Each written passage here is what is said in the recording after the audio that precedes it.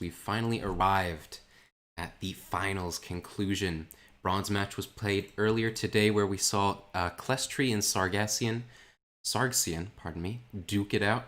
And no third place winner was congratulated there, but today we have the vying for first place between our two finalists. Like I said, Stanley Winston and Patrick20872, a best of 7 today. And they have come a long way from the round of 128. Of course, there was a qualifiers, basically a round of 256 for the beginners bracket. I think both of these players, I think at least Stanley Winston was actually a player who dropped down from the intermediate division, having been knocked out round 1 by Hatamoto Samurai in the qualifiers. But Patrick, an organic beginner division player. He was seeded into the beginner division, did play a qualifiers series there, and so he's going to be spawning to the north of the map in the color red.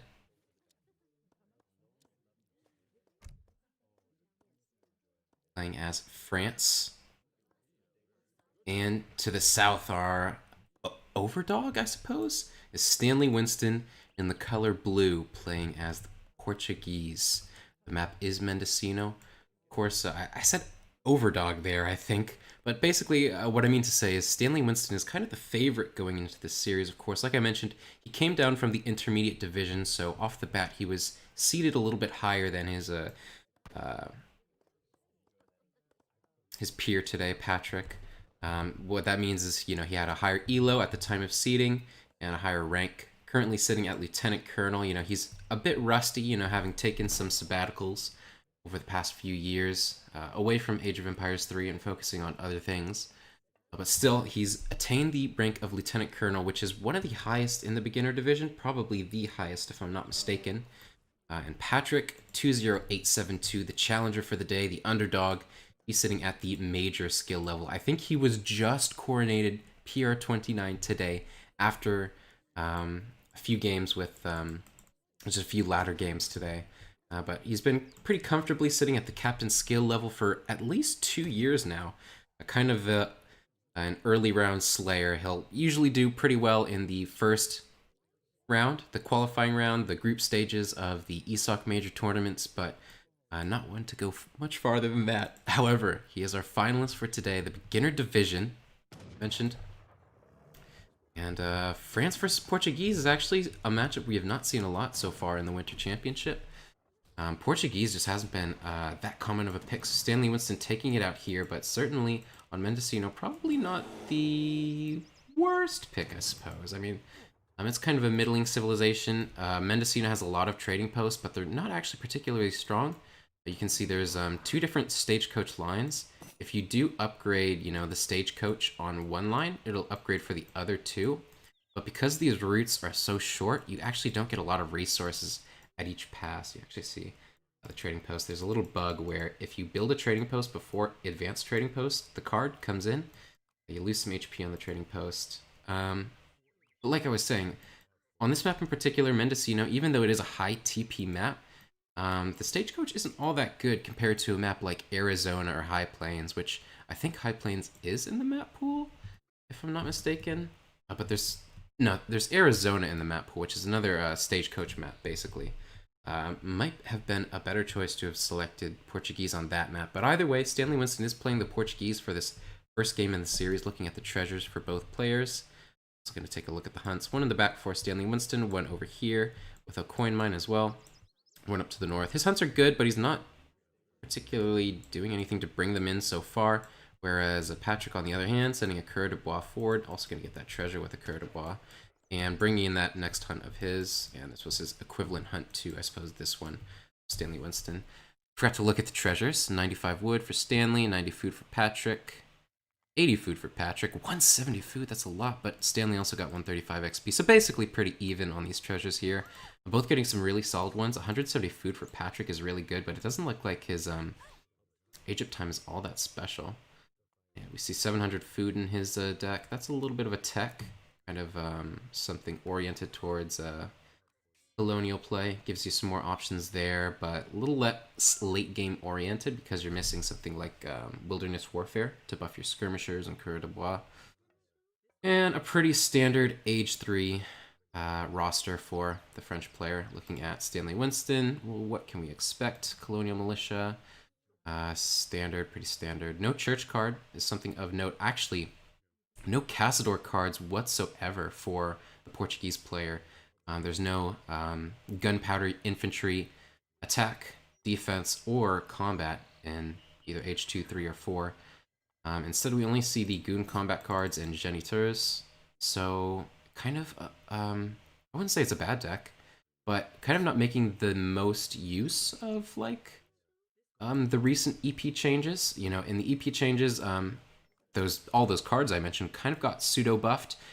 They used to all be in Age 4, which was really not unattainable for Portuguese, but usually when they get to Age 4, they need a really mobile, high-range unit, and that's usually the Dragoons with the Geniteur upgrade.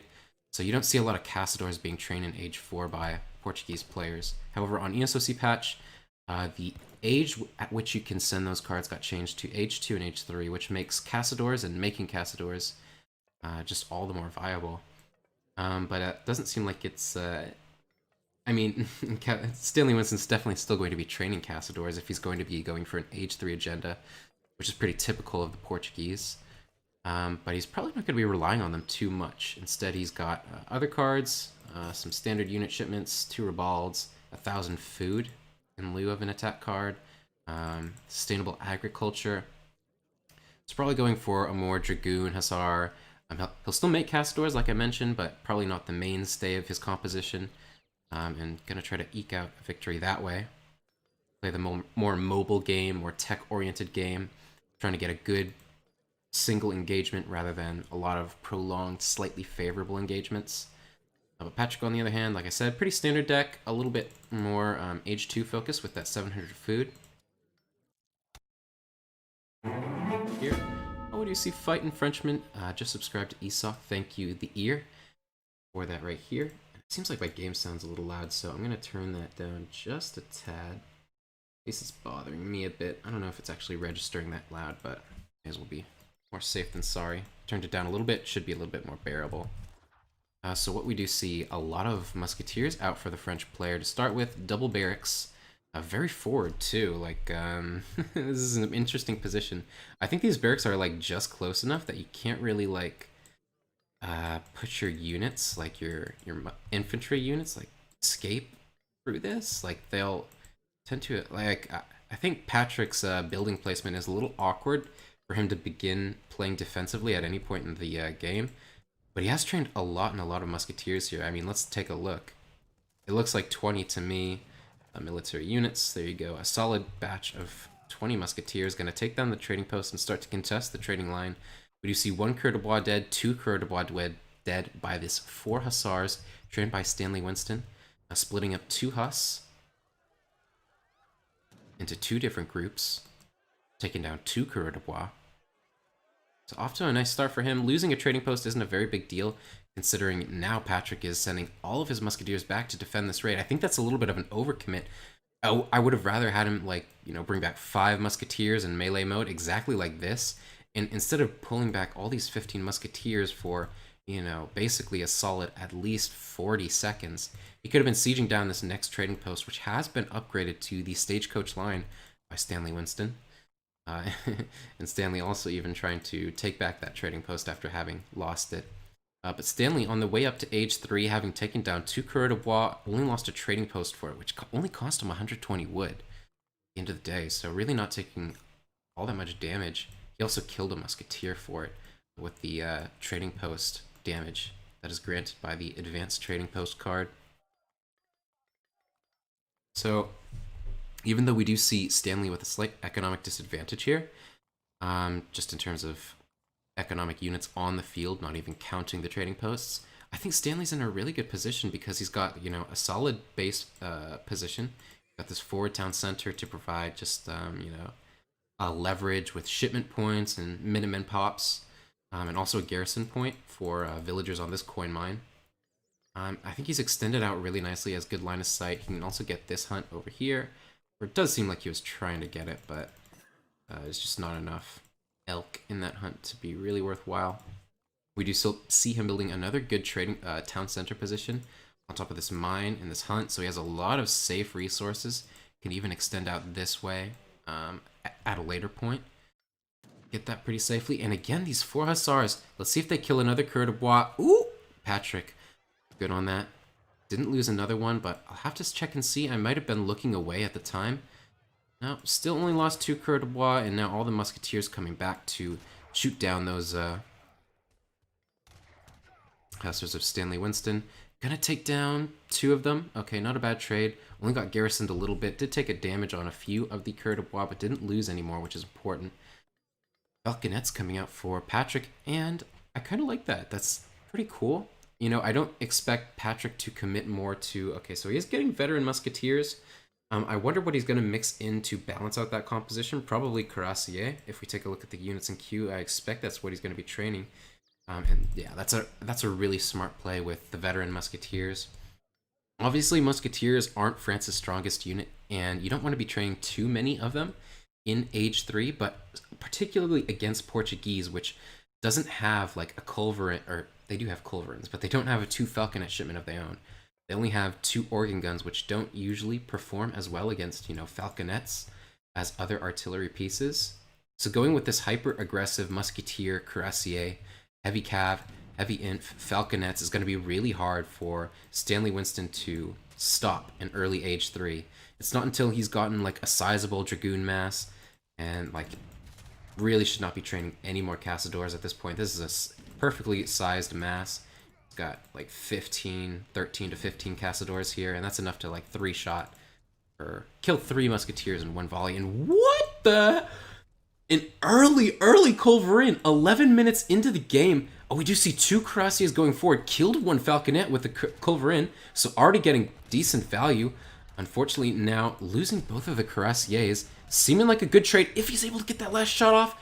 Not going to get the last shot off, but really, I think Stanley Winston coming off a little bit better from that trade there. Lost 1 Dragoon, maybe a Cassador, and a culverin. Traded it for 2 Cuirassier and a Falconet, which is really going to put a halt to Patrick's early Fortress Age, now with a lot of useless Musketeers. Those Musketeers, they have high DPS, but they're really vulnerable to the Cassadors, and without the high damage Falconets, the just really important compositional balance to what he's fielding, you know, these Musketeers just don't accomplish a lot.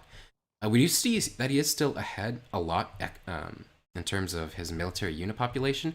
A huge batch of Cuirassier, as well as a big batch of skirmishers reinforcing. 1,000 coin. I really like that from Patrick too. Playing it a little bit greedy, not shipping something like 8 skirm. Just keeping his head cool, now extending out on the map for his next hunts. Also doing a good job here. Really well played by Patrick so far. So even though, you know, Stanley got a pretty good trade early on, you know, killing 2 Coeur de Bois, taking down the Falconet, and kind of ceasing Patrick's pressure, I really like what he's done. He's just played it very greedy, hasn't gotten too far ahead of himself, and now 3 Coeur de Bois hitting the 3 Cuirassier hitting the board to continue to bolster his cavalry presence, which is going to make those Musketeers that he has left alive a lot more valuable.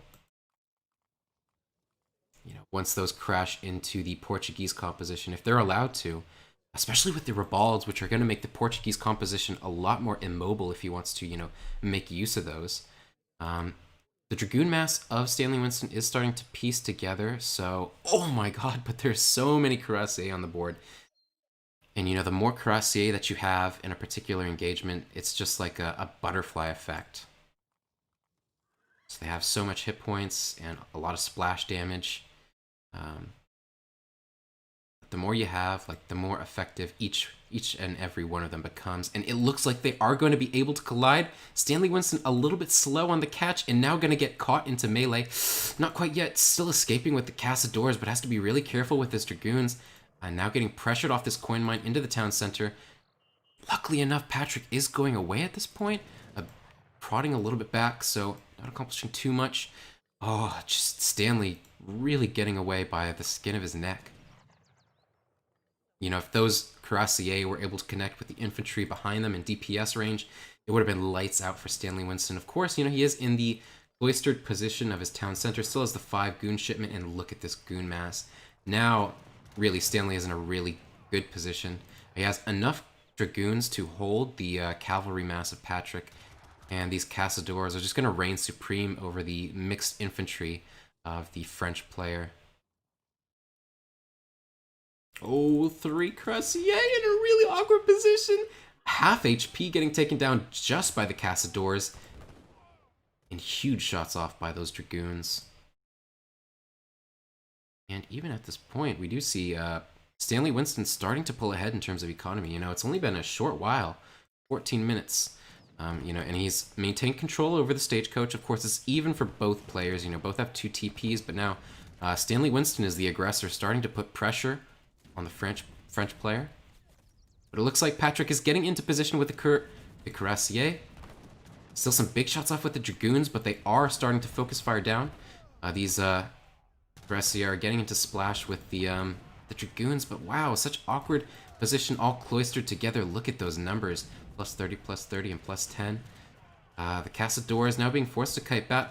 Luckily, Patrick was able to kill all of those organ guns. Getting into melee with the Musketeers on the Dragoons is especially good, but all of the Cuirassier are dead now. No more heavy infantry left, and this skirmisher mass is really not all that for the French player.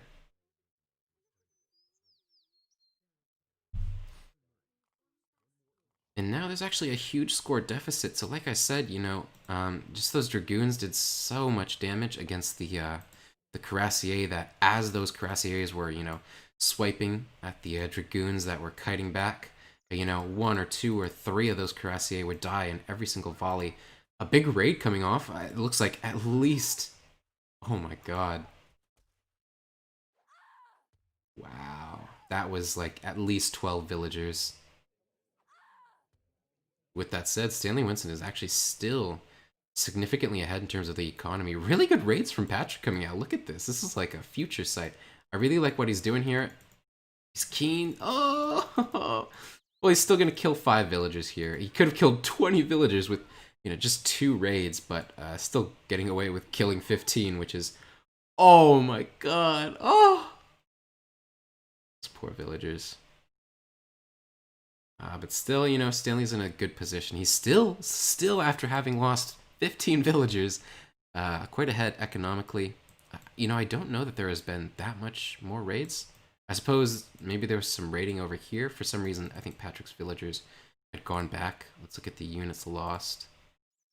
Not really. I'm not sure why these... What happened to the Coeur de Bois over here, but yeah, you see so many villagers dead for Stanley Winston in those raids right there. But it's still kind of okay, because like I said, you know, he's ahead in the recalc. I think, you know, Patrick probably stopped queuing vills at some point, because I don't feel as though France should be this far behind economically compared to Portuguese. So I feel like he probably forwent training villagers or Coeur de Bois at some point to, you know, bolster his military mass. But like we saw, that engagement really not going to his favor.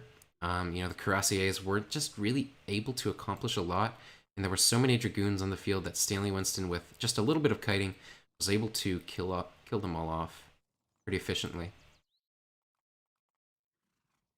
Scores have evened up. Seems like Stanley Winston, if he's at a score deficit, he's probably invested in the four Mameluke shipment, which will deflate his score, because I don't see him, even after having lost 15 villagers, he's ahead economically, so I don't know why Stanley wouldn't be ahead in terms of score. So what do we see? A lot more Hussars joining the fray. Also the combat card for both players having been sent cavalry combat and Spanish riding school Dragoon combat. That's what that's called. Is it? Dragoon combat. Which also upgrades the Portuguese Hussars. So basically cav combat for the Portuguese player, except it doesn't affect the Mamelukes if you were to ship them, but I don't think you ship them quite yet. But yeah, just jockeying. Patrick still at a military deficit though, so I don't think he's really poised to take an engagement here. He is winning in terms of the skirmisher count. He has more skirmishers than Stanley Winston does have Castadors, but engagement coming out here, and the Hussars going forward. Not really sure it's the right time to engage, but now Castadors getting some good shots on those Dragoons that are coming forward. Just some pot shots, really. But given that it's a roughly even engagement and Patrick isn't really comfortable taking a fight, I'd say that Stanley Winston is at the advantage here, assuredly. Because he's working the economic lead. You know, he's starting to run out of resources a little bit. Definitely doesn't have that much food, that much more food on the map. Probably about to transition to mills, but he's still, like I mentioned, at a decent military lead. And he doesn't really need them any more map because the French player is also starting to run out of stuff. Only one hunt left, a little bit of a hunt over here, plenty of gold, but he hasn't established control or line of sight over this location. So still roughly even again. Stanley Winston a little bit behind because he has no food production going on at the moment. He has 50 villagers on wood, but he's about to get his first mills up, so it's not too big of a trouble. And like I said, he has a pretty good military at this stage. Patrick now sending cavalry HP, which is going to affect these cuirassiers, not the dragoons, but the cuirassiers. But now the hussar is getting a good catch on the cavalry of Stanley Winston, crashing into all of these units here. The dragoons in melee mode, and that's going to be really bad. Stanley Winston being very keen to focus fire those down with all of his units. You know, the dragoons, the Castadors there as well. But wait, there's so many cuirassiers alive, and not many dragoons left for the Portuguese player. There's so many cuirassiers here. Seriously, 1, 2, 3, 4, 5, 6, 7, 8 cuirassiers. But now choosing to go back, Patrick really taking... I mean, there's only like 5 dragoons left for the Portuguese player. I kind of wish Patrick had just attack moved there. Of course, you know, a lot of these cuirassiers are at low HP, so they aren't liable to live a lot longer. But, you know, having brought them back, now it's going to be so much more risky getting an engagement again with those, and you know they're just going to get taken down in the run-up. You know, when he had them positioned on top of the Portuguese Castadors, I think he should have just Z-moved and went in with everything. I think he really should have recognized his advantage at that situation. We now see actually both players at similar scores. Stanley just barely ahead in terms of villagers, and Patrick with a sizable military lead, 73 to 43. A 30 lead, and actually now Patrick looking poised to take this match. Those cuirassiers just putting in so much work. Now Stanley forced to move 20 villagers with nowhere to go. I mean, he's going to need to chop some wood. He's got 1,000 food hitting the floor to, you know, bolster his unit production.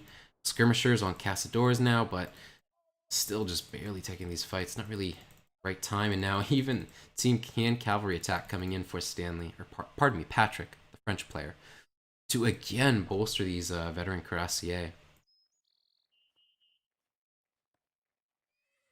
No more coin left on the map. I mean, there is a little bit of coin, but it's starting to run out for Stanley Winston. And, you know, he's got an exposed mill over here, not having been scouted by Patrick quite yet.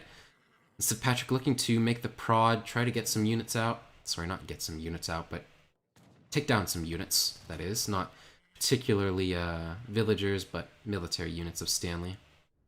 Trying to get that last finishing fight. Searching around for what he can do here. Probably going to siege the trading post. Take that down. Patrick knows he's at a lead here, but just doesn't really know. Oh, woohoo! Never mind. He definitely does know what to do. These Castadors of the Portuguese player coming way too far forward. Now getting caught by the cuirassiers. And while there are a few dragoons here, I don't think 12 dragoons is going to be enough to hold what looks like 17 or 18 cuirassiers, and I hope Patrick just slams everything in there, balls deep, takes down all of these cuirassiers, focus fire with those skirmishers, and send, you know, at least 1 or 2 or 3 of these cuirassiers to fight in the incoming hussars. But look at that, those Castadors just getting cleaned up, all the dragoons dead, now losing some villagers as well, Minutemen being called, but Patrick not doing the best with his micro here, still a lot of hussars left for Stanley. No town center fire, but both sets of Minutemen being called from these town centers, and while it's not a great engagement for Stanley Winston, he is holding here, and really not coming away too bad. There's still so many hussars taking down the remainder of that skirmisher mass, so wow. Uh, Patrick here, flubbing the micro quite a bit. A lot of these cuirassiers were not fighting, but instead running around the buildings, the town center, the market, the houses, not engaging. And with two sets of Minutemen, the Hussars putting in work in the back, not getting focus fired down by a few cuirassiers, uh, Stanley was able to take down basically the entire fighting force of the French player. And despite being behind on map and now, like I said, the French player controlling the majority of the map, still another good resource gathering location at this point where both players are low on military. That could definitely be crucial if Patrick scouts that, but also just maintaining control over this gold mine center location could be so good for him, especially now that he's got a really, really good reinforce. 14 Cuirassier hitting the board, no Dragoons, basically no Dragoons for the Portuguese player. This is just a death composition for France, and I hope he goes in. And just going back a little bit, really, I think Patrick, he's got triple carded cuirassiers here and a really good mass, so he can just go in, and he's got enough skirmishers to what looks like one shot or focus fire down the Dragoons. Now, this is a perfect fight for Patrick as long as he micros it. Skirmishers on the Dragoons. Look at those Castledores just get shredded by the cuirassier, and look, just 1, 2, 3, 4 cuirassier taking down the or just sponging the damage from the Hussars is all it takes. And boom, oh my god, just a crushing engagement. So good for Patrick. And it seems like this game has mellowed out to the favor of the France player. Now the Dragoons getting caught out in the middle of nowhere, gonna get focus fired. Ooh, missing a little bit of damage there. Shooting a very low HP, and a GG called by Stanley Winston.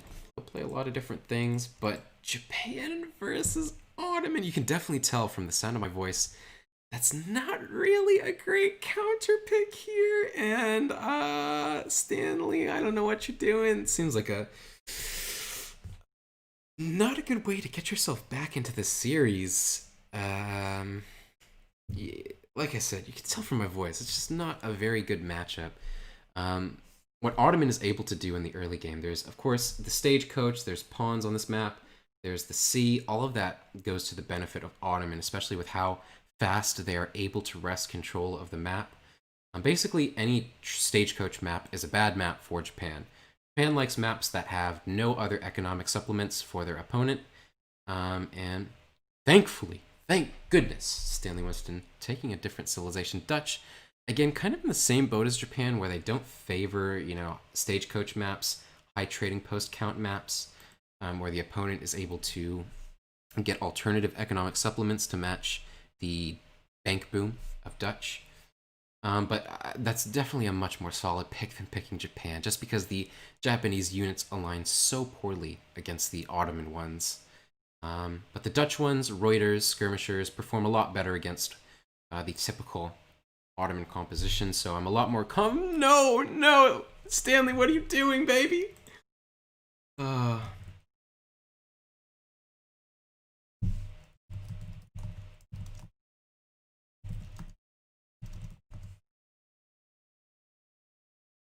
Going back to the Japan, really not what I like to see.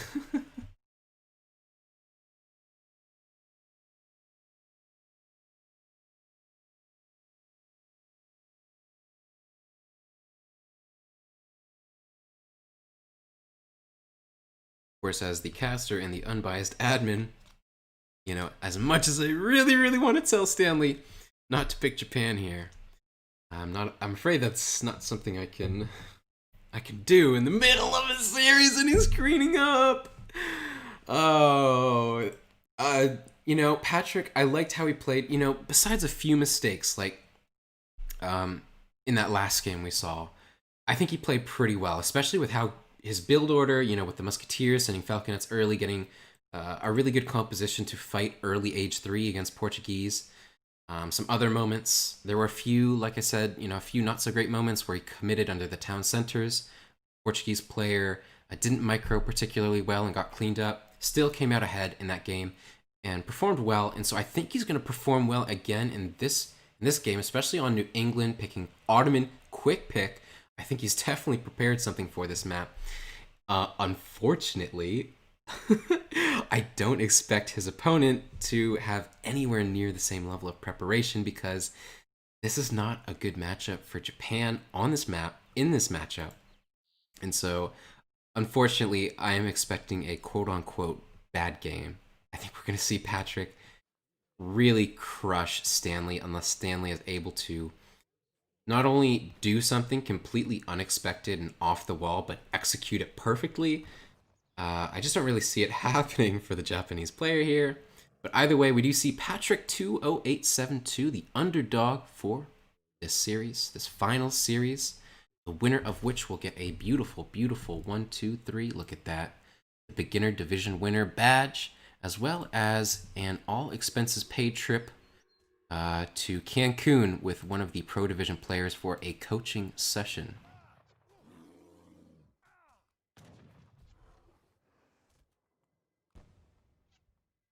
That is the reward for the winner of this match, the winner of the beginner division.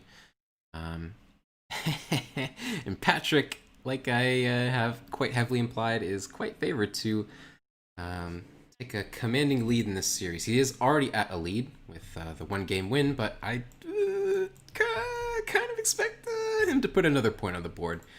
But Stanley Winston, let's see what's happened for him so far. Actually, let's take a look at the hunts. 1, 2, great hunts. Good mines. A little bit far for the third mine for the Japanese player, but really safe back mine here too. Even a little bit better than the Ottoman one, I would say. Yeah, it's roughly fine. And then the hunts don't really matter for Japan, but they're fine. The only thing to consider is that this coin mine is pretty far, and this one as well. It's kind of on, even on the Ottoman player's side. I think it's fine. I think it's Japan. And 4K gold is definitely enough to make something happen with Japan. I don't even expect him to go particularly coin heavy in this game. So I think Stanley is absolutely okay here. He's got a gold mine there, some berries.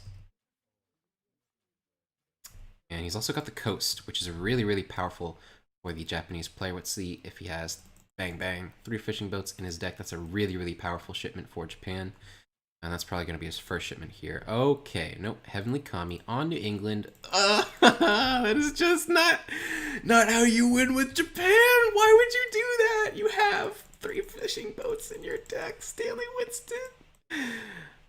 Patrick on the way up to age 3. He does have a frigate in deck, but not two galleys, and I really think that's an important card to have, on particularly on New England. He does have Silk Road. He's got 1 trading post established, and he's creeping a treasure right now, but pretty soon here he's going to start chopping the wood, going to get another trading post, probably try to take the entire Stagecoach line, and I would expect him to maybe send this Silk Road card, and then go for a shipment spam and piece together some age 2 units, Obus Chan, and start pressuring the front of the Stanley Winston base. Of course, you can see no water cards whatsoever for the Japanese player, besides 3 fishing boats. So nothing really special going to come to defend these pawns. So again, like I mentioned, Stanley Winston probably does not have something prepared for this particular map. We see no warships in his deck. We see a really bad matchup. Not the right civ for this map. I mean, I'd like to be a good caster and provide, a level of suspense here, but I would be sincerely surprised to see Stanley Winston put together something here in this matchup. But Patrick just about to age up, building that second trading post. No Silk Road in yet, so I don't expect him to send it. Probably just going to go for a straight fast fortress, which, to be honest, I mean, it's fine, but I kind of would have liked if we went Silk Road and tried to pressure age 2, especially having recognized that Stanley Winston doesn't have 2 Funes or an Atakabune in age 3 or age 2. The warship cards for the Japanese civilization. So there's really not a lot in the defensive toolbox for Japan here. I mean, there is. It's New England. He can wall these chokes. He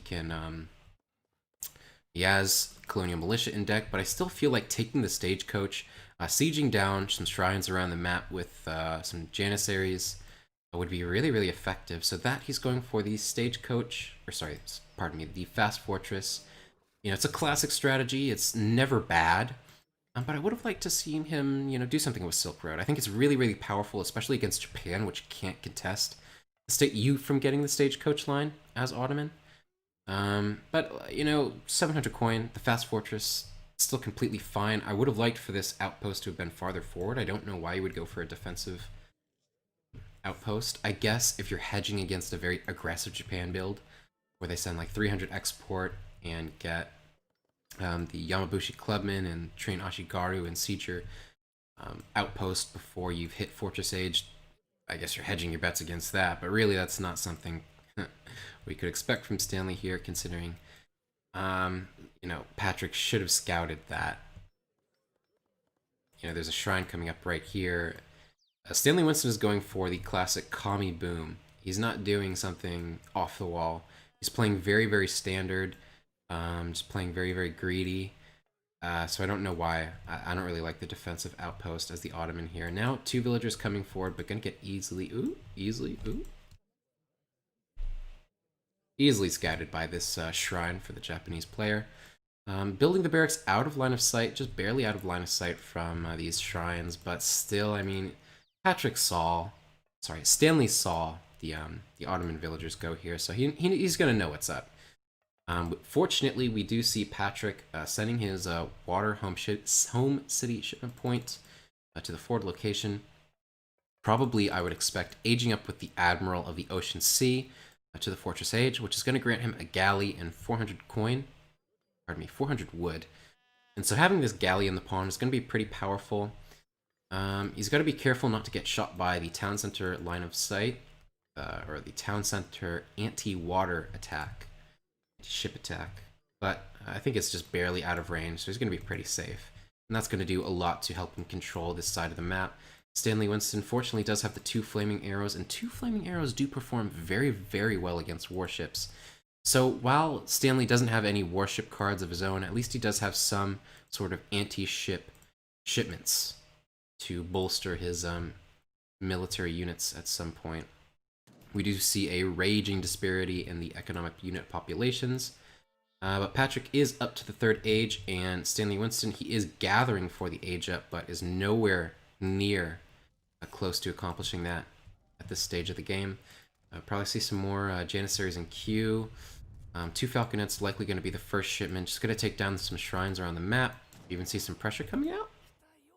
A dead explorer getting fired upon by the galley and these Janissaries.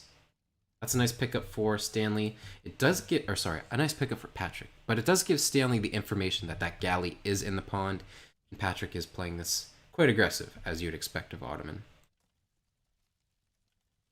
But look at that, Stanley sitting with a full shrine population, basically. A lot of shrines around the map and a huge economy. Basically 2.5 times the strength of the Ottoman one at this stage. 8 Janissaries first card, and veteran Janissaries about to complete. Also making really good use of this very, very fast galley to transport his units if he'd like. I'd like to see him continue to siege down the shrines, though. I'd like to see him use these 8 Janissaries to siege this down as well. Instead, he's going to the base of the Japanese player. Japan is on the way up to age 3 himself, but I don't know. It's going to be quite a while before Stanley is able to get up. Still, some Yumi's coming out. I'd like to see Patrick put together his push. Again, this is where the very defensive outpost is just going to punish Patrick unnecessarily, because the 2 Falconet shipment, we do see it pop, but it's going to be a long time before these are able to connect with the Japanese player's base and put on the pressure. In fact, by the time these Falconets arrive, I bet Stanley's going to be up to age 3. And of course, Japan, they do really well in age 3, but they are kind of slow. They still have to upgrade all their units. They have to upgrade the Yumis, the Ashigarus. They have to purchase the upgrades for the Naganatas if they build a stable. So it's not an easy hold for Japan in age 3, but it's definitely possible. What I'd like to see Patrick do is send 1,000 coin after this, and send Mamluks after that. He's got 2 trading posts, so he has good XP production. And what he's going to need to balance out his composition is, I think, very likely the first card for Stanley is going to be Flaming Arrows. And Flaming Arrow Yumi is going to be enough to hold Janissary Falconet, but with Mamluks hitting the board, that'll definitely be the crushing factor Patrick needs to seal out the game, seal out a solid engagement in early age 3 and win the game. But as it is, playing really aggressive, like these Falconets are really forward, you don't really want to be doing that. I mean, he's sieging down the town center with his Janissaries. That's good. 5 Spahis on the board, and that's pretty good too, but again, pushing out way too early here. Look at that, getting focus fired down by the Minutemen, the town center, the Yumis. These 2 Falconets got completely wasted. And even 2 Flaming Arrows did pop out there. Lost 1, but still a great trade for Stanley. Look at that. 2 Falconets down out for barely anything. And this is kind of the thing, you know, I was calling it, like, this is just way too aggressive for Patrick. He needs to wait till he gets that cavalry out to balance out his composition so he can actually crush and take a fight. And look at that. Jeez, that Flaming Arrow got a lot of damage on those Janissaries. But what? Ooh. No anti-cavalry whatsoever. More Yumis hitting the board. These Spahis are just running train on these Yumis here. And to be honest, that might be a good game. Even though I said Patrick was not having a very great engagement there, where he got, you know, ousted with those Falconets. Just look at this. Just look at this Crush Force, baby. Look at the Spahis. Can you just imagine if you were able to train Spahis instead of just send them from the shipment? Oh boy. But now 5 Hussars. I'd like to send... even gathering for Mamluks. He's already got the shipment ready for it. And he can continue to produce Janissaries. No units, no military units whatsoever for the Japanese player right now. And, you know, as much as I was cracking him up to be, like I said, this matchup is just so bad. This is so bad. You got off a full boom, a full Japanese boom. You can't do anything with it. You can't do anything with it. It's just a complete matchup loss. Stanley just taking the absolute worst civilization he could possibly pick. He got the opportunity to counterpick Patrick. Counterpick Patrick. Given Ottoman isn't an easy civ to counterpick, literally any other civilization would have been better than Japan. And, I mean, at the very least, Stanley doesn't look like he's behind on score right now, so maybe I've spoken too soon. But I don't know, man. It does seem like Stanley, or pardon me, Patrick, has not sent Mamluks yet. Okay, yeah, there you go. So the Mamluks are hitting the board. He just needs a few more Janissaries, and then he's going to balance out this composition. Plenty of very powerful cavalry still left on the board. Lots of Janissaries, and as long as he can bolster that Janissary mass, I don't really think Stanley's going to be able to put together a fighting force. No longer has the Minutemen, kind of just relying on the stream of shipments. Probably a shipment on the way right now, which Stanley direly needs. But after that, he's not going to have anything towards his shipment progression, and he's just kind of banking on it. Nice shots off by Stanley there. Going to take down the Hussar, focusing down the Mamluks now, which I don't think is what he wants to do. You should focus down these Hussars. Now putting all of them into melee, but ooh, bouncing around each other. This engagement, I think it's still Patrick favored, but Stanley's killing a lot of these cavalry units. There's only 3 full HP Mamluks, still a Spahi, really good HP left, still plenty of Janissaries. I mean, it's kind of close. It's kind of close. Okay, you know, I think this engagement was pretty comfortable for Stanley.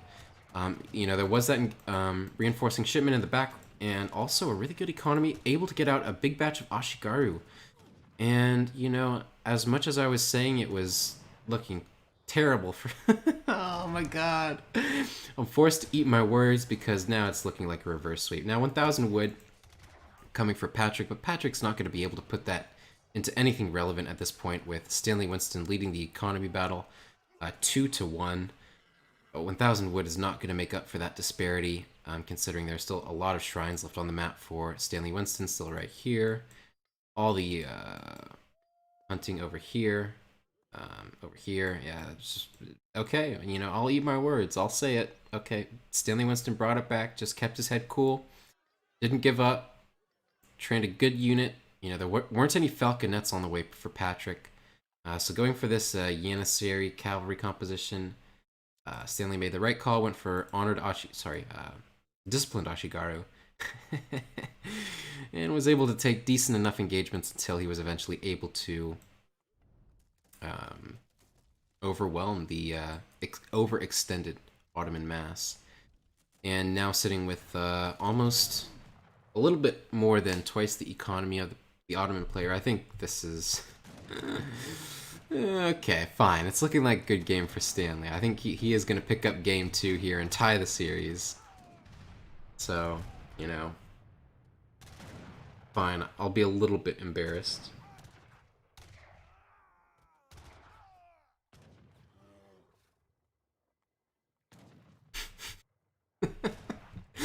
Like, as much as I was cracking it up to be like a super Ottoman favored matchup, and while I think it still is an Ottoman favored matchup,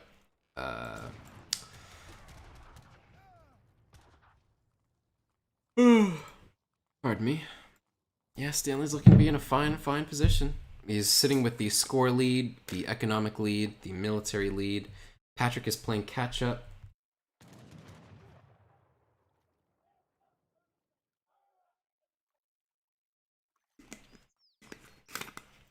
Trying to best just to keep his bearings, but not accomplishing a lot in the meantime, considering these shrines are still up. He was trying to siege them, since forgotten about them. I'd like to see him go for those because, you know, if he just continues to play passive, he's just going to get outpaced by the Japanese player who has a significantly better economy. This is really important. We do see some obelisk guns coming forward, which is really important to balance out the composition that he has. The Janissaries are still going to be very important, but these obelisk guns are going to be the calling card for the Ottoman player here, especially with a galley still in the ocean. Gives him a lot more maneuverability with these obelisk guns, so he doesn't get caught out in a bad engagement where he isn't able to kite against the fast Ashigarus, which might be balanced out by an incoming shipment. Probably 5 Naganatas, I would expect, would be the next shipment from Stanley. 2 Flaming Arrows might not be bad as well, as long as he has a stable with which to train Naganatas himself. Unfortunately for Stanley, his coin mine is hidden underneath his own shrine. He's not able to see it on the minimap because this is a typical Stanley play. Like, he just makes the biggest goober moves and he just... I mean, given his third mine is pretty far out, but bro, you have like complete line of sight. Absolute line of sight. Like, nothing is gonna get by you. And the next mine is like really tucked away in an obscure location, so it's not easy for Stanley, to be honest. Like, these mines are not great, but it was still fine. He had 2 safe gold mines, and then this is also definitely within reach considering how this game went out. He has perfect line of sight. There's no way that he's like... this is very, very defensible for Stanley, and he's just... he's probably... Okay, he's gathering food right now, but he's probably going to set that to coin soon here, I would imagine, considering as he still has orchards. Like 6k food left in orchards. But yeah, Stanley, stacking a lot of food now, not enough coin, building patties because he just won't scroll around the map. But unfortunately, I don't think Patrick is going to be able to piece it together, even with still not veteran obelisk guns. I think the biggest mistake for Patrick was sending 5 Asars here. I think he should have sent 1,000 coin earlier and, you know, gotten out the Mamluks, which would have bolstered his composition a little bit better than the Spahi.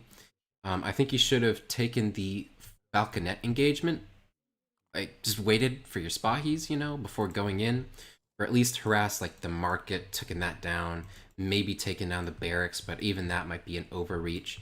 Wait for the Spahis to come in, continue to siege shrines around the map, but I think he would have been in a lot better position if he went in to fight with all 3 of his units, Janissaries, Falconets, and Spahi.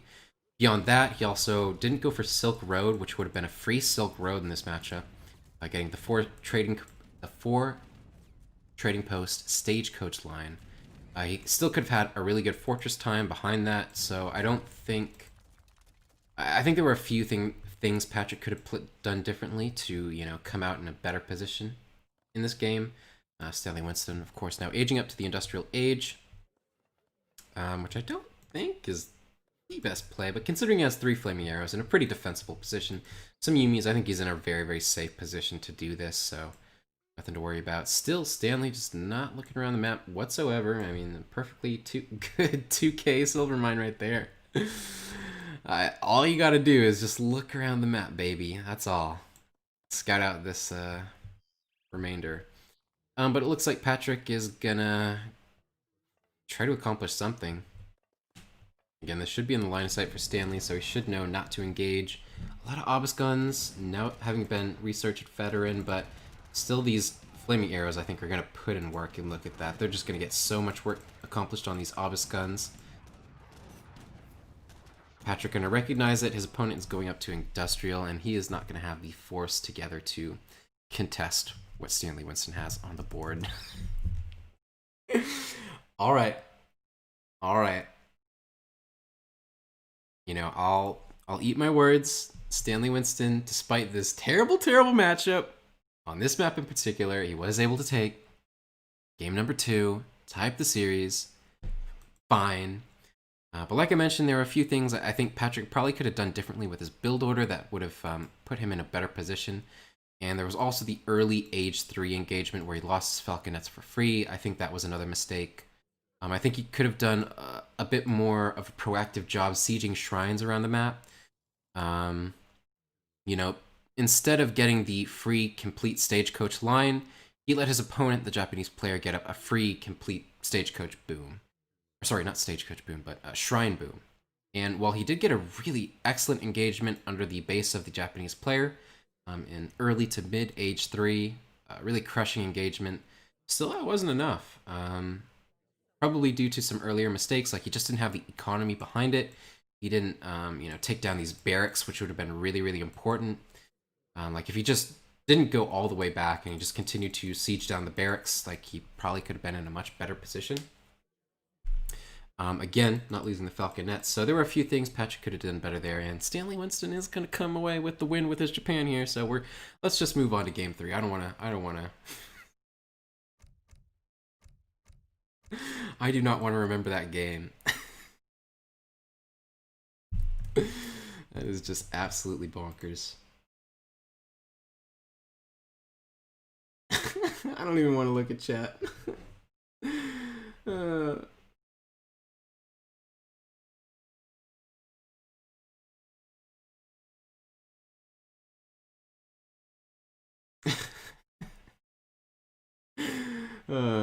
Okay. Luckily, nobody's flaming me too bad, so I appreciate that, guys. Thank you very much.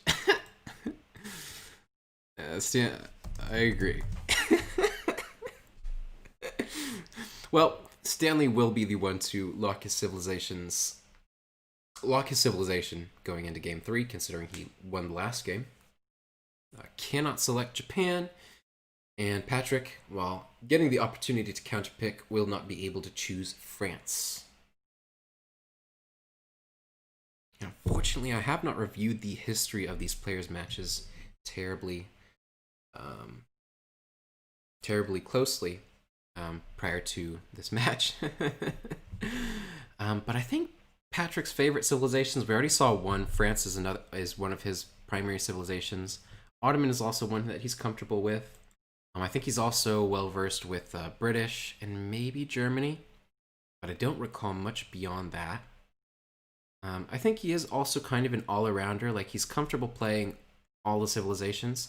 Might not be to great effect with all of them, just like Stanley Winston, just plays anything, kind of comes up with things on the fly.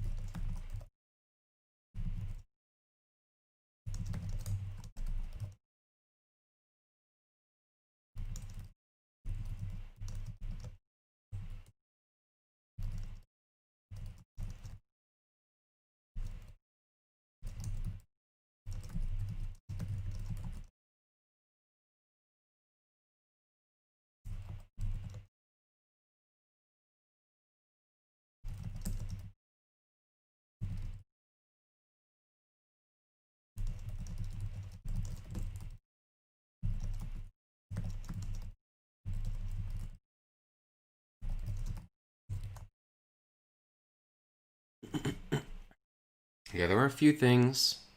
Of course, I mean, you can't fault Patrick. He did get a really, really good engagement with the Janissaries and the Spahis once they came in.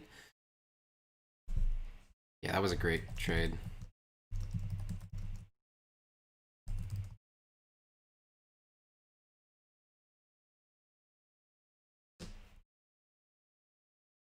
I'd have to analyze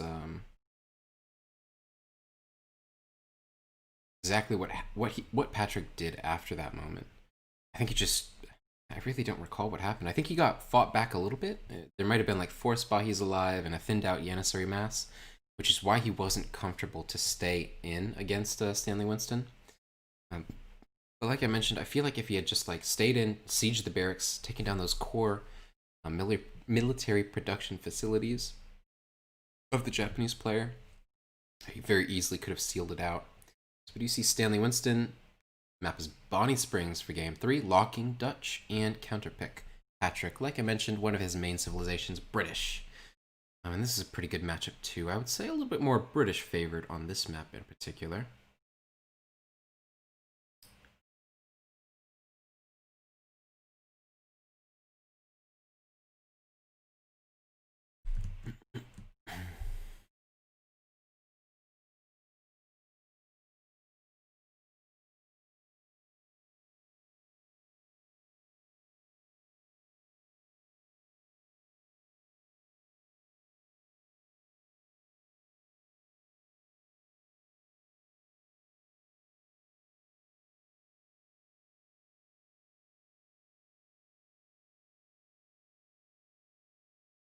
Oh, pardon me. So we do have game 3 in our best of 7 beginners final series. The final match of the ESOC Winter Championship and the final match of the beginner division as well.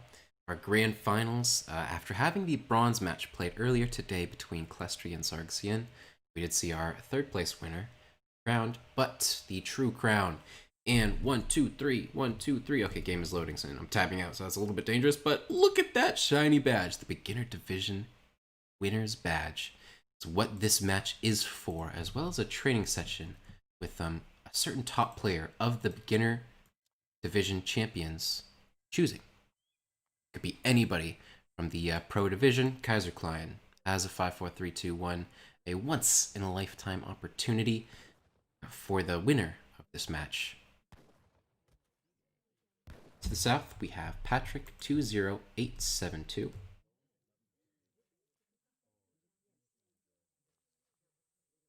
And unfortunately, my mouse is bugging out a little bit, so reset the battery in there. Should be good now.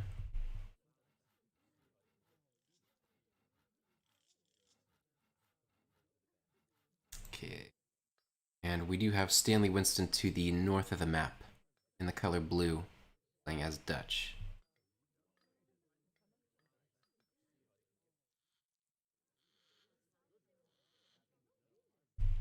Start off the map. It is Bonnie Springs. Let's see what the treasures have yielded for both players.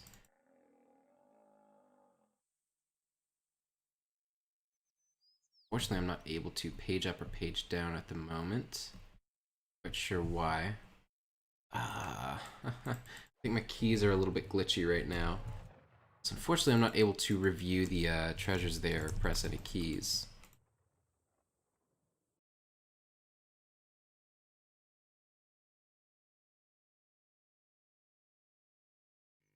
But we'll continue on with this game and see if we can fix that after this game. You see 75 food up for contention between Stanley Winston and these 3 coyotes. On the other hand, I think there was a treasure contention around middle map, but now Patrick going the other way, the 2 splitting paths. Comfortable 75 wood, but also 80 XP for the British player. Not the best. I feel like XP treasures as British are really not what you're looking for. Just because, I mean, while you can send like 3 villagers in Virginia Company, and both in Age 1, I don't feel like the 80 XP treasure in particular helps you to accomplish that build order as much as something like getting an Age 1 trading post would. So while XP is never really bad because it'll expedite your Age 2 shipment progression, it's also not particularly relevant for British because they can't really make the most of it, you know. They're usually going to get that 3 settler shipment in at the same time as always. And they're usually, if they're going to do the Virginia Company build order, it's probably because of other factors, like starting with 300 wood instead of 200, rather than having gotten a lot of XP treasures. The next treasure is 60 wood for Stanley Winston, so 75 wood, 60 wood, especially as Dutch. That's really nice. Gonna help him to expedite that bank and make sure that he doesn't idle his town center for too long while chopping coin, or chopping, but gathering coin after having constructed that bank.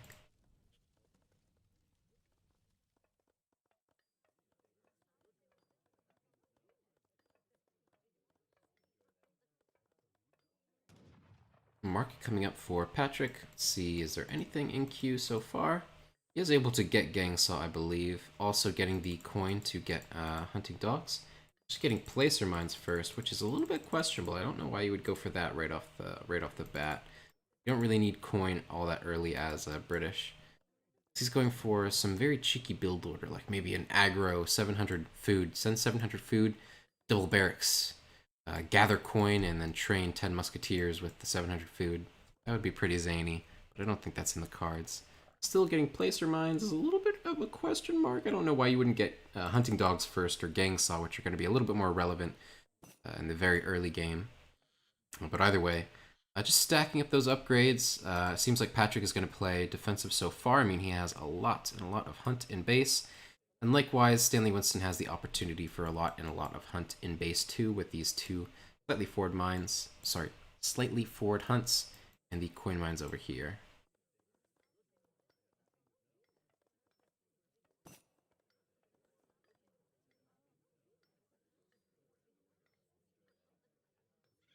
A little bit of a chase going on with the explorers there. Cooling down. We do see 2 forward villagers for Patrick. Oh, but getting scouted out by Stanley Winston. So if he were going to try to pull off any aggressive maneuvers, that's definitely going to... Oh, look at that, the forward stable. And of course, Stanley Winston, he did see the villagers, I assume, but not continuing to put pressure on that location. Just scout out exactly what Patrick is doing with those villagers, which I don't like. I mean... it was very easy for him to do that here. Okay, so thankfully he is moving the envoy into position. Gonna get word of this stable, and thankfully we'll probably be able to pull off some defensive maneuvers to counteract that. Building a barracks, some pikemen. Seems this boom has gone pretty slowly so far, only at 40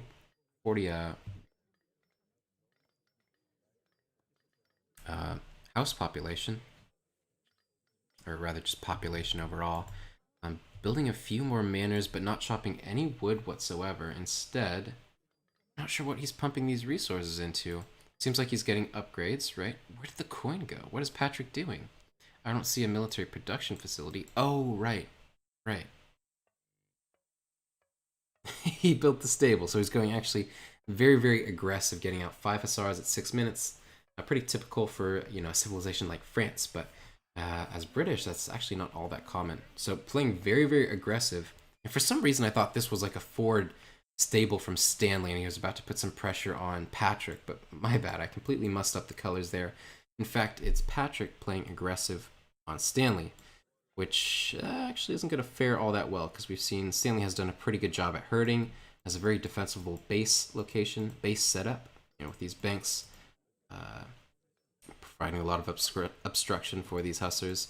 Now 5 hussars also popping out for the Dutch player, and having foregone, you know, booming the British player in order to get all of those units out, and also not being able to, you know, just put on the pressure like he would like to.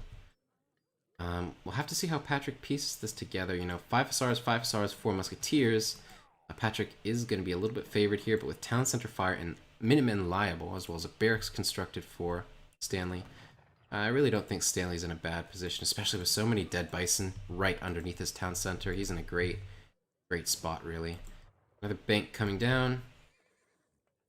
Might be liable, and bank wagon coming up as well. So we're seeing 5 bank, which I think might be a little bit of an overcommit. Rather, I would have liked Stanley to have popped that into another house. Oh my god, that was so close. So Patrick is going to lose a Hussar for free, unfortunately, for having tried to get that bank wagon down to Stanley. Almost got away with it too, but Stanley barely eking out that bank wagon in the bank. Did buy some wood. Gonna build a house, which he's desperately going to need. Stanley, that is. Now, some forces from Patrick reconvening. And a decent economy behind it. So 705, 600. And Patrick still does have a decent eco.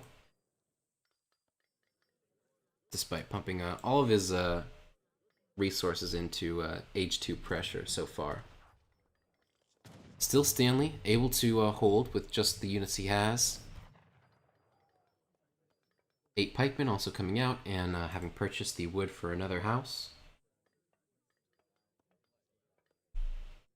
So Stanley is sitting at still an economic lead, but it's not terribly big. It's only 6 villagers. So say that's like a 15% lead or so. His upgrades are probably also worse than the British player who has both steel mines and steel traps and placer mines, versus the Dutch player who only has hunting dogs. So the house being constructed, bought with the excess coin, and Stanley, while he hasn't gotten crushed so far by a big engagement, which could be coming forward from Patrick at the moment. Just training some more hustlers. He matched the hustlers of the British player and some pikemans as well. Still so tentative to take this engagement. I'd like to see Stanley call the Minutemen as soon as he can. Get these pikes engaged here too. You know, the hustlers from the British player have committed, so it's go time now. Focus fire down the skirmishers on the musketeers. Musketeers being forced back, but whoa, oh my god, these British hustlers were in a really awkward position going forward there while the musketeers were back. But being forced back completely, Patrick taking it back to his forward base. There is, again, some really nice batches. I'd like to see him go in again. There's 10 Hussars, 25 Musketeers, and I don't think there's any reason to pause. You did see that Stanley just called the Minutemen, so I guess you could give it like 15 seconds before pushing in to wait for the health, the HP of those Minutemen to depreciate. And Patrick, again, Stanley is not really in a great position in my opinion, considering, he's only on 1 barracks, doesn't really have wood production in order to train any more pikemen. So as long as the hustlers and the pikemen get dwindled down and you preserve the HP on your own hustlers, as the British player, I think he's way ahead, especially with the food running out of the base for Stanley. Now in a very exposed location, 700 food coming down. Still 3 pikemans though, but 3 hustlers left on the field, full HP hustlers, and those are going to make mincemeat of the remaining skirmisher mass. Not being defended by anything, taking down a bunch of Dutch villagers. More skirmishers in queue, but again, that's not really what Stanley needs. And he needed pikemen, he needed more hussars, he needed more body blockers to protect the skirmisher mass from the hussars of the British player, because that's the win condition of the British. It isn't the musketeers that they can train against Dutch, even though that's a crucial DPS that they need in the back. But you need enough body blockers to take down and joust against the British hussars. And that'll give you the apt time to make use of your skirmishers to win against the musketeers, but not doing that so far and having lost so many villagers here. I think at least 6 villagers of the Dutch player must have died so far. Still a lot of hussars in queue for Stanley Winston, but that's really all he can train because he doesn't have any wood production. Not able to train any more pikemen.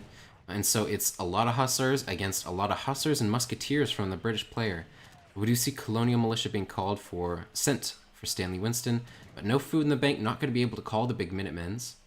And while that extra damage is going to be appreciated and help him to pick off the units, the British units that are underneath the town center of the Dutch player, really not in a great position. Now we do see Stanley He still has 5 banks working for him, but he is at an economic disadvantage. 40 economic unit population compared to 46 from the British player. As well, Stanley running out of resources in base and caught in such a defensive position. Not a lot of military units left. He's not really going to be able to establish control, even just barely outside of his base, trying to get these hunts in, herd them as close to his town center as possible. This mine in the back is about to run out. His safe 1 coin mine. He's going to need to push, and all that Patrick needs to do is continue to contain and mass up with his better economy behind it, and I don't think there's a lot that Stanley can do. 8 pikemen's already shipped, and that's such a crucial shipment for the Dutch H2 composition to just balance out the composition, that is. So I think Patrick is in a commanding position here. Oh, actually, Stanley going for the age up. And as good as that may be for him, he does have a shipment in the bank, so he's going to be able to send something right away as soon as he hits up. But really, there's no guarantee that that's his his town center is able to stay alive, considering he has no food gathering. He's not going to be able to call the big militia unless he trades for it at the town center. And then he's working with just a few hussars on the field and his next shipment, and that's all he's got. He's going to get up here, but he's sitting at a reasonably, quite a sizable economic disadvantage. No resources left in base besides wood. Worse upgrades. He does have steel traps now, but that doesn't quite compare to what Patrick has with the placer mines. And now going in for the kill, Patrick, recognizing this is his time where he's just going to be able to waltz into Patrick's base, Stanley's base, and just wreak havoc. You know, he's got the mass, he's got 15 hussars out. Nothing on the board for Stanley. Absolutely nothing. Besides a town center. That's it. That's his 1 military unit population. These numbers are, but by the way, we do see this town center liable to go down. Stanley Winston, he is calling the big Minutemen's, but is it going to be enough? Patrick, just take the fight. I mean, it's just Minutemen. You've got you've got carded musketeers, carded hussars. I really don't think Patrick needed to go back here, but I think he's so far ahead that it's really not going to matter too much. I'd like to see him just fight, just shoot. I don't see any reason to go back here. Just focus fire down the Reuters with the musketeers, and then the hussars should be on the colonial militia sponging. Trying to get those in melee as well, because Minutemen don't really have a great hand attack.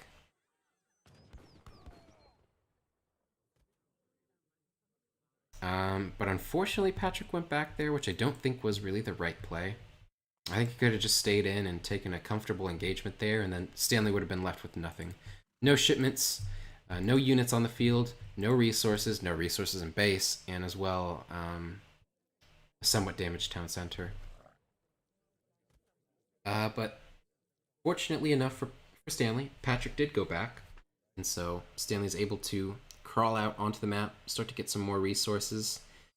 But even still, I don't think it's going to be enough. There's not much Stanley can do to balance out his composition, and with the longbows coming in, sizable massive musketeers, and still plenty of hussars. Whew, these villagers are on the run. A huge cavalcade of settlers, just completely just at liability. There's nowhere for them to go, nowhere that Stanley can provide. No angle for... oh boy.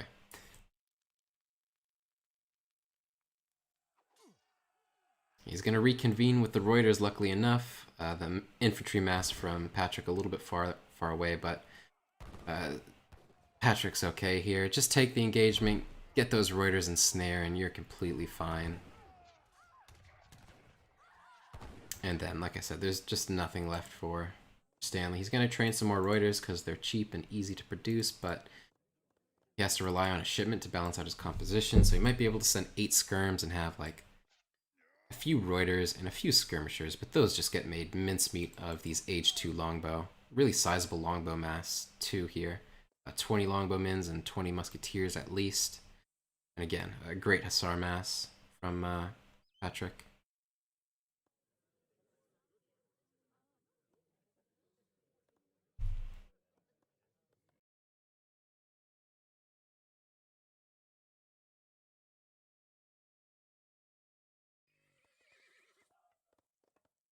there we do see 8 skirmishers hitting the board. Gonna balance out the composition for Stanley, but I just don't think he has the mass. And I especially don't think that these units are going to be enough to compete against the British longbowmen. I'd like to see Patrick make 3 groups with his units, rather than having the musketeers bunched up with the longbowmen. Have those in another control group and keep them in the back. Go forward with the longbowmen, because he's taking some shots with the musketeers. Going to lose some more musketeers for free here. But Stanley Winston recognizes it. There's just not enough that he could do. He doesn't have any safe resources. And that's GG, well played, and game 2 to Patrick.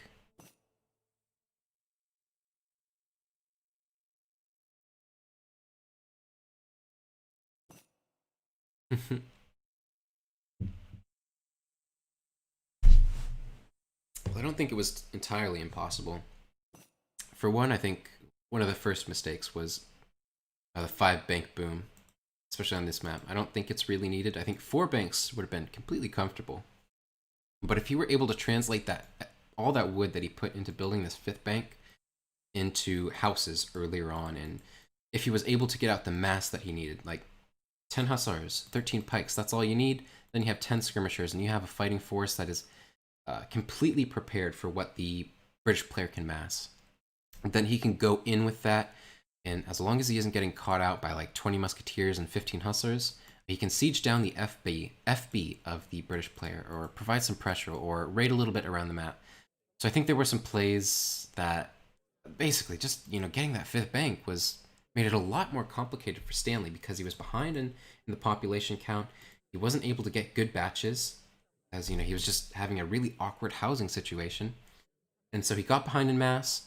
The British player was able to punish the Dutch player for that. And at that point, Stanley took a really bad engagement, or he was forced to take a bad engagement, and suddenly there were no more resources left in Stanley's base, and he had no ability to push out, and that was kind of game over.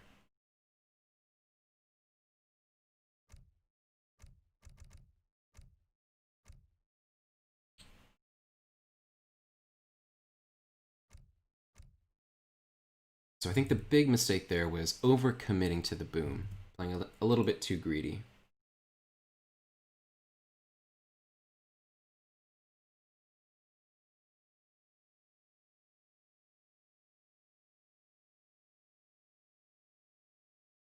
Next map will be ESOC, Arizona. And Patrick will be also the first one to lock. Patrick actually still does have the Ottoman civilization available to him if he'd like. Likewise, Stanley Winston can play Dutch again for himself.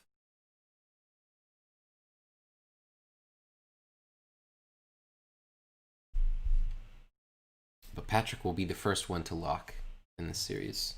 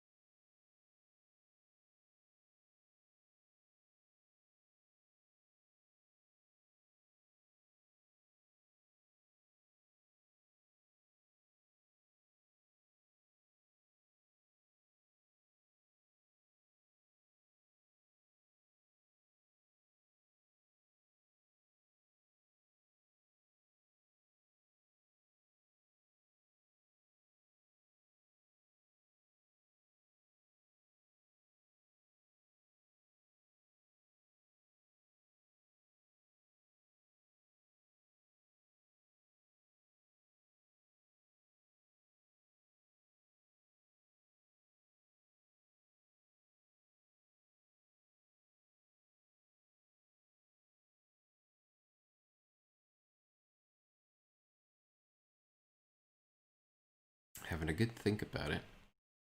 I think the civilizations that Patrick is ineligible to play are France and British at this stage.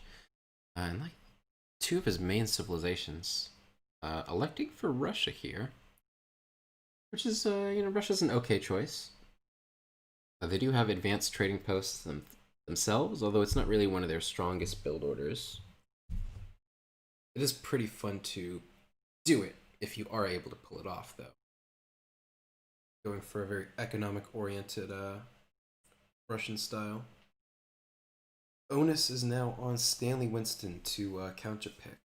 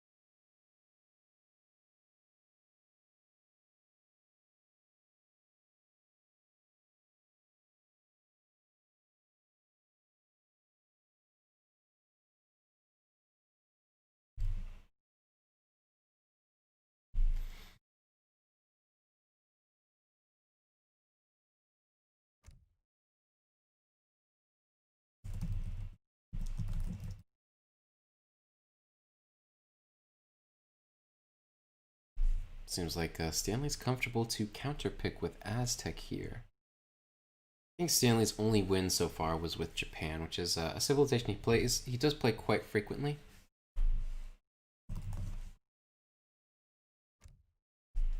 But Aztec versus Russia, another really Aztec is definitely a civ that Stanley Winston is comfortable playing with. At least he does have a lot of experience with it.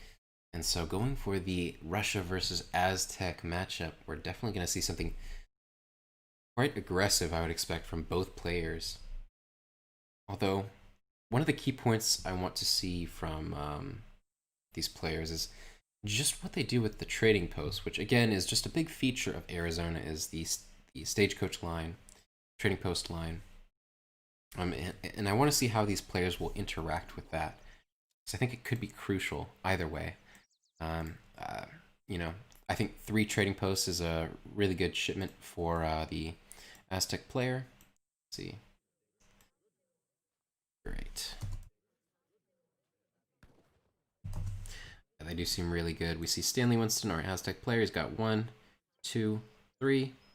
And looking at the mines, he's got 5 on his side. Likewise for Patrick, 1, 2. It's a little bit far, but there's this 3rd there, and then also a pretty good bison hunt over here. He's also got a coin mine over here and a coin mine over there. He's in a really good. The resources on the spawn of Arizona could hardly be any better. This is a fantastic spawn, one of the best spawns I've ever seen, to be honest. Right off the bat, we do see both explorers finding each other on the map. Patrick now going to contest a 75 coin treasure guarded by 2 coyotes. That's Stanley Winston originally challenged, and ooh! Oh, so it does look like Stanley is going to get that 75 coin, but I think Patrick was poised to take it himself if he was a little bit keener. Going to use his own crack shot to take down the pet of Stanley Winston, although I don't think that was really necessary. I think that coyote would have died in 2 shots regardless, 2 normal shots, you know?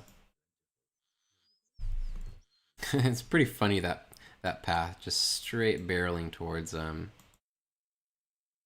south there. Which came into direct contact with the Aztec explorer. But now, working on a 65 wood treasure guarded by 3 coyotes, Stanley Winston doesn't have the nature friendship ability quite yet, so he's going to be fighting that alone. No pets to help him this time. And Patrick is just scouting out around Stanley Winston's side of the cliff.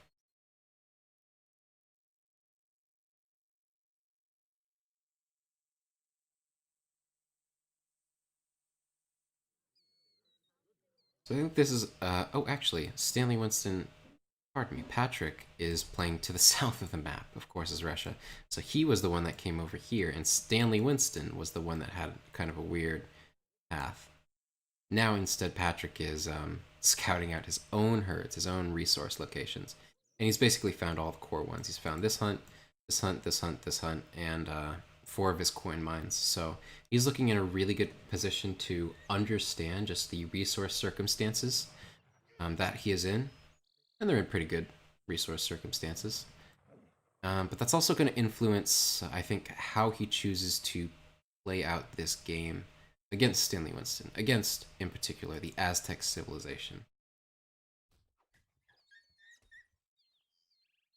I think with Russia against Aztec, you can't really go for like a doggone rush, you know? Like, you're not really going to rush Aztec, who also have a very formidable rush of their own.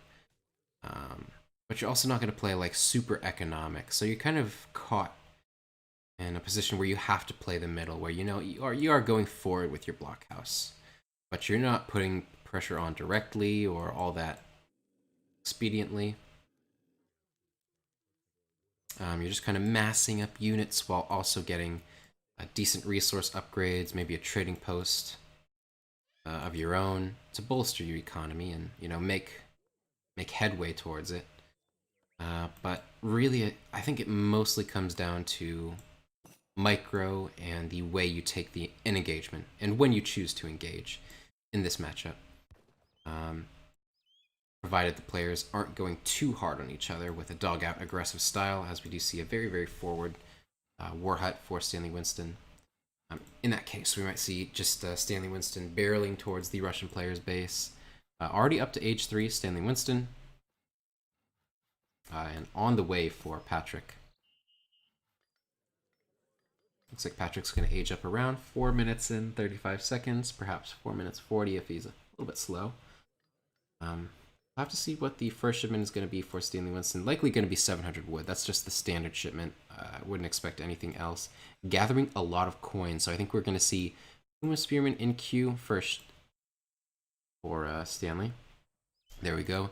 And we're going to have to take a look at the population count as well, see what he's sending. We just see 700 wood and first shipment in the bank. Probably going to be 10 Mace Walton is what I'm expecting him to send, but he can't do that because he doesn't have the population space. Now he's queued up the remainder of his pikemen, waiting to send that. You see the Mace Walton being sent. Seems like 10 population went up for Stanley Winston. Patrick Stanley sending the 10 Mace, training pikemen. So yeah, a rush is incoming for the Aztec player.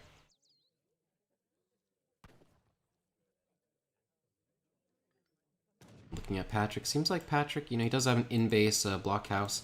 Might be liable to lose this house, though. I think some Strelts are in queue. No, just Musketeers for now. Really important to preserve that house, and thankfully Stanley Winston did go back, but 13 Strelts. First card for Patrick is quite interesting. Of course, that's going to match the 10 Mace Walton, and it kind of makes up for the Musketeers that are in the back, which perform poorly against the Mace Walton, but hedge against an early Coyote runners being trained by the Aztec player. Still, 15 Mace Walton are on the board, and that might oust these 13 Strelets. You kind of need another Strelet batch, and it is in queue for Patrick, but he doesn't really want to be taking the engagement here. However, he is going to lose a house for it.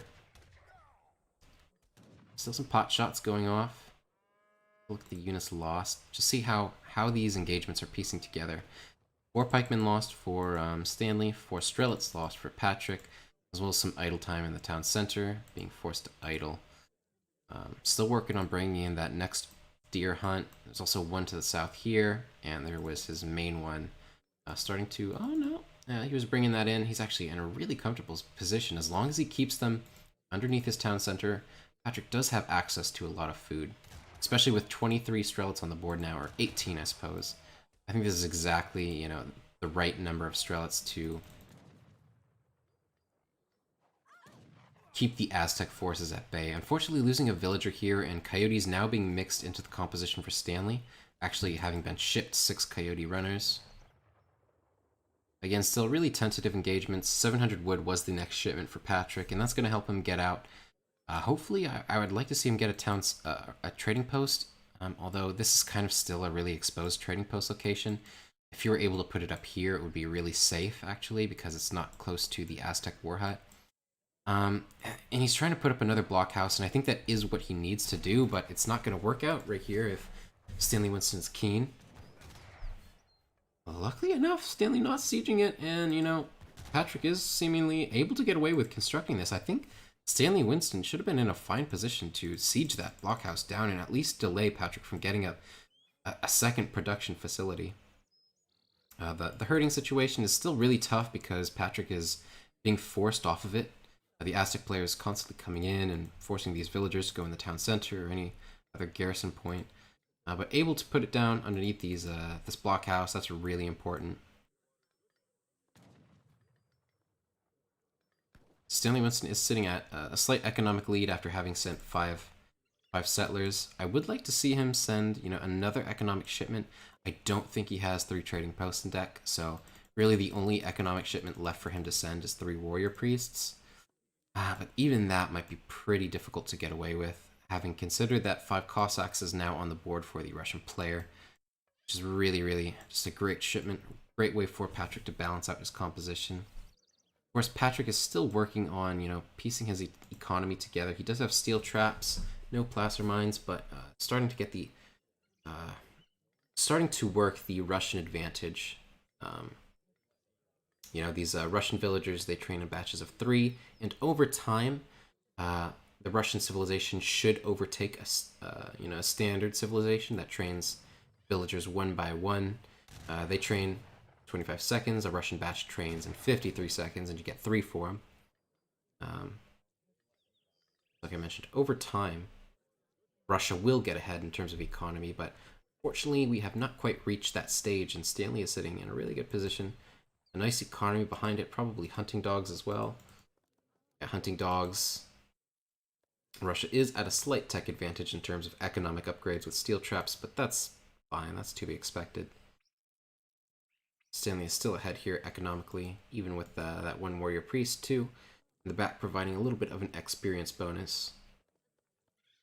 I'd like to see maybe Patrick dancing for his explorer. You know, he does have some villagers close by on wood, so I'd like to see him, you know, maybe dance for it a little bit to get that war chief back. But it is at a reasonable amount of HP at this stage, so don't really need to do that anymore.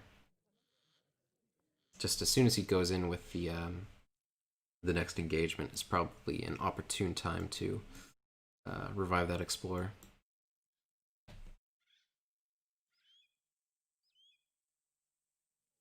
$700 coin hitting the board for Patrick. I think that's mostly going to be put into further unit production rather than a cheeky age up. Although, considering the resource distribution, yeah, it does seem as though Patrick is committing to training more units in age 2, not taking any risks, really. I'm just going to play it safe, play it in age 2, like he knows how, and just try to get a good engagement. That might lend him the victory. I think you need to be a little bit more proactive with Russia. Because Russia, they don't particularly do well in singular big engagements. Rather, they like to be fighting constantly and at all times, taking even trades and eking out a slight advantage over time. Again, due to things like their economic bonus, their units just being slightly more cost effective and easy to overkill. All play to the benefit of Russia. So just waiting and massing, while it's quote-unquote safe, as in, you know, Patrick isn't taking any risks, the big risk is that, you know, once the Aztec player has fielded what he feels to be a very comfortable mass, that mass is going to perform, it should perform at least very well against the Russian units, and then Patrick will have a tough time reinforcing in order to hold the remaining Aztec forces. At least that's typically how it would go. I have to see, you know, Stanley is still at a slight score lead. Jockeying here again. Neither player really in line of sight, but some shots going off there. Taking down a coyote runner, forcing back the Aztec player. Starting to go forward again. The Cossack mass is starting to bolster from Patrick, especially with the 700 coin. More Cossacks on the way too, and it looks like it's engagement time. And I think this is pretty good. I actually don't think it's all that good for Patrick.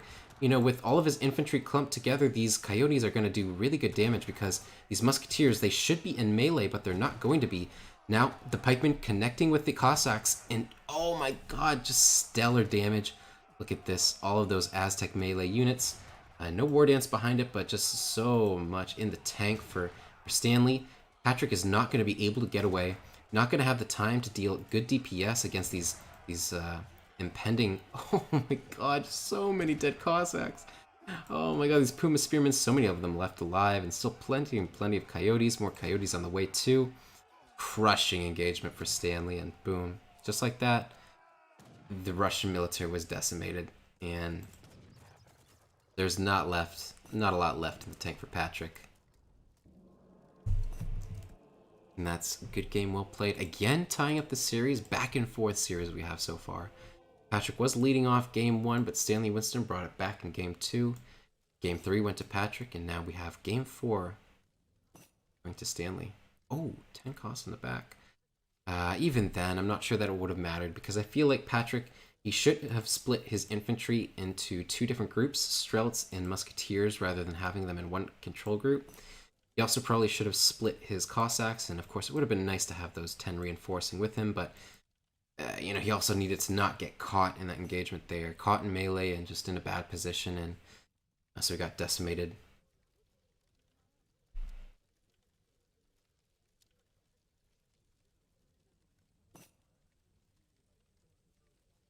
And we do see Boyers coming in at 12 minutes and 10 seconds, but I'm wondering when that engagement actually occurred. Okay, so that was actually at a really good time for Patrick.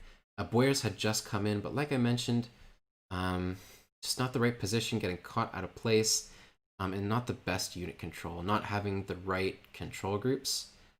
His infantry was grouped together, and what that does is it doesn't allow him to easily focus fire down the Puma Spearmen. It doesn't allow him to switch his Musketeers into melee mode easily. And so positionally, he was just ousted, and Patrick taking a big L there.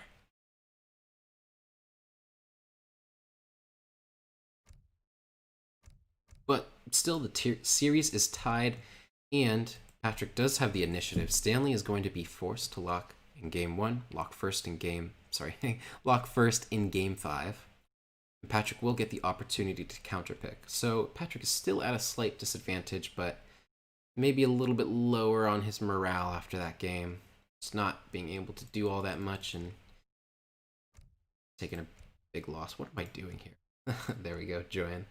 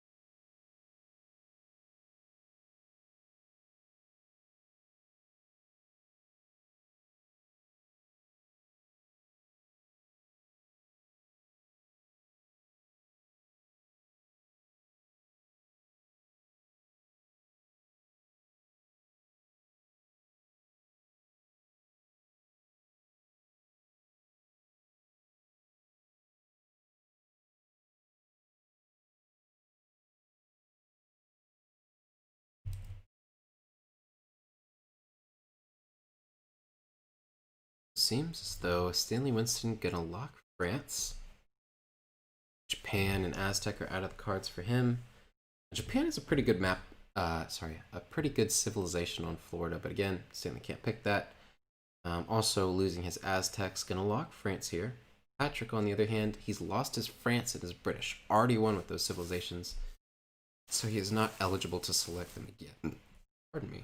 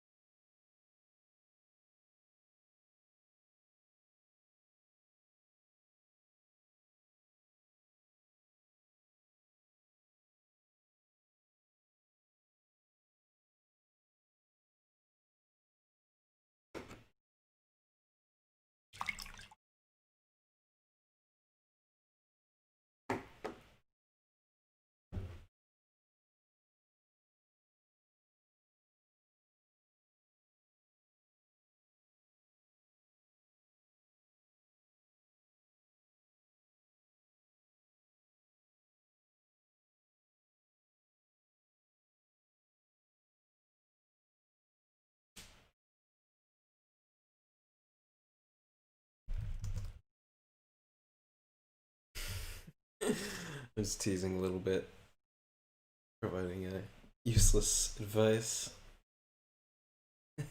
Maybe he will play China. Although I don't think.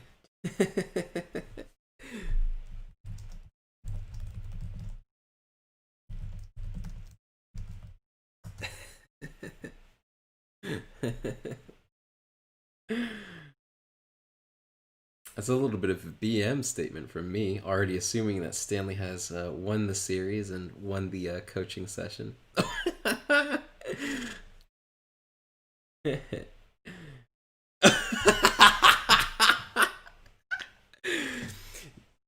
Ye ask and ye shall receive. Well, to be fair, Patrick has lost France and British, which are really good, really good counter civilizations to China. So I'm not sure what Patrick will pick here. We did see his Ottoman. We saw his Russia. I don't think Russia versus China is all that bad, but you have to play it in a very particular way. You have to execute it well as well. You have to be in tune with what are your opponent's outs as the China player.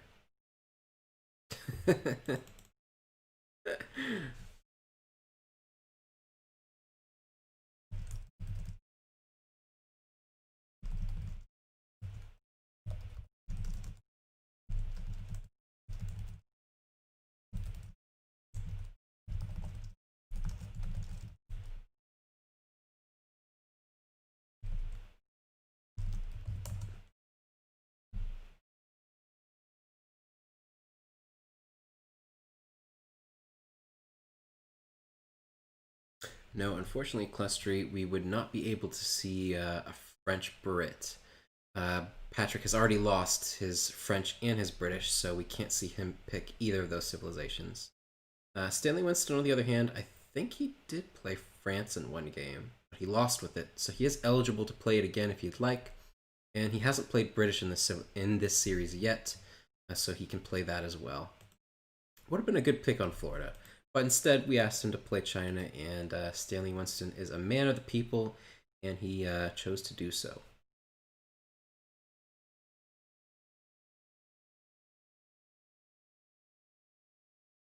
I don't think. I mean, there's a few other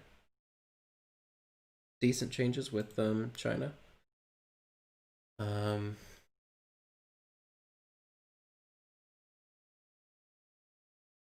But probably nothing too notable. There are some new banner armies. The British consulate was also nerfed in Slight, but that doesn't really affect the build orders that you're going to do as China, so not really worth mentioning. But do you see Stanley Winston comfortable to green up? Patrick on the docket.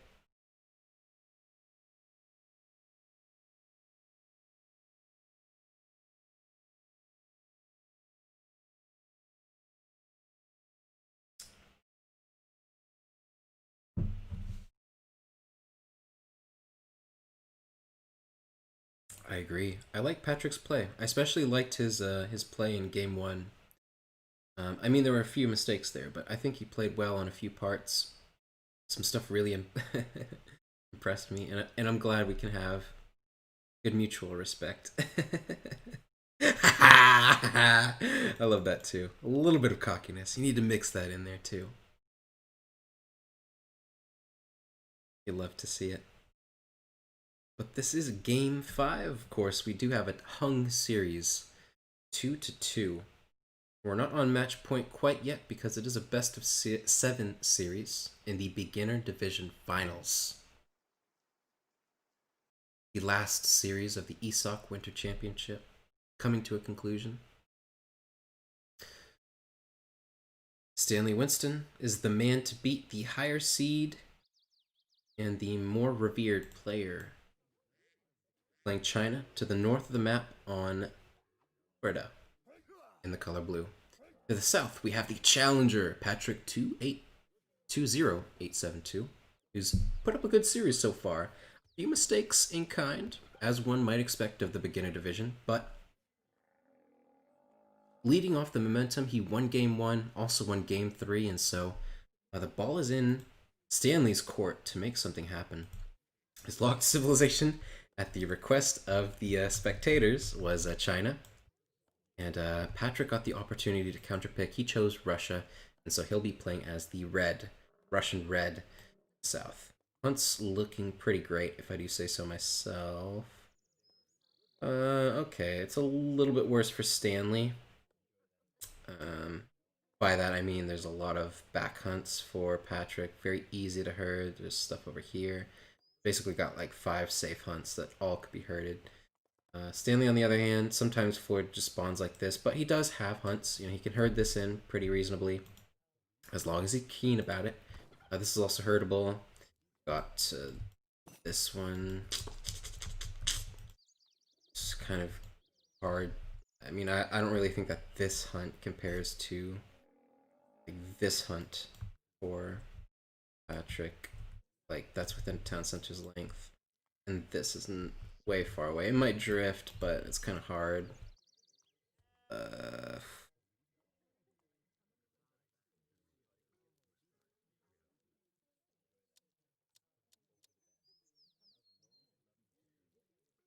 think it's fine. I think there's plenty of food, as long, like I mentioned, as long as Stanley Winston is keen about it. There's gonna be plenty of food for him. There's 3 hunts. He's playing China.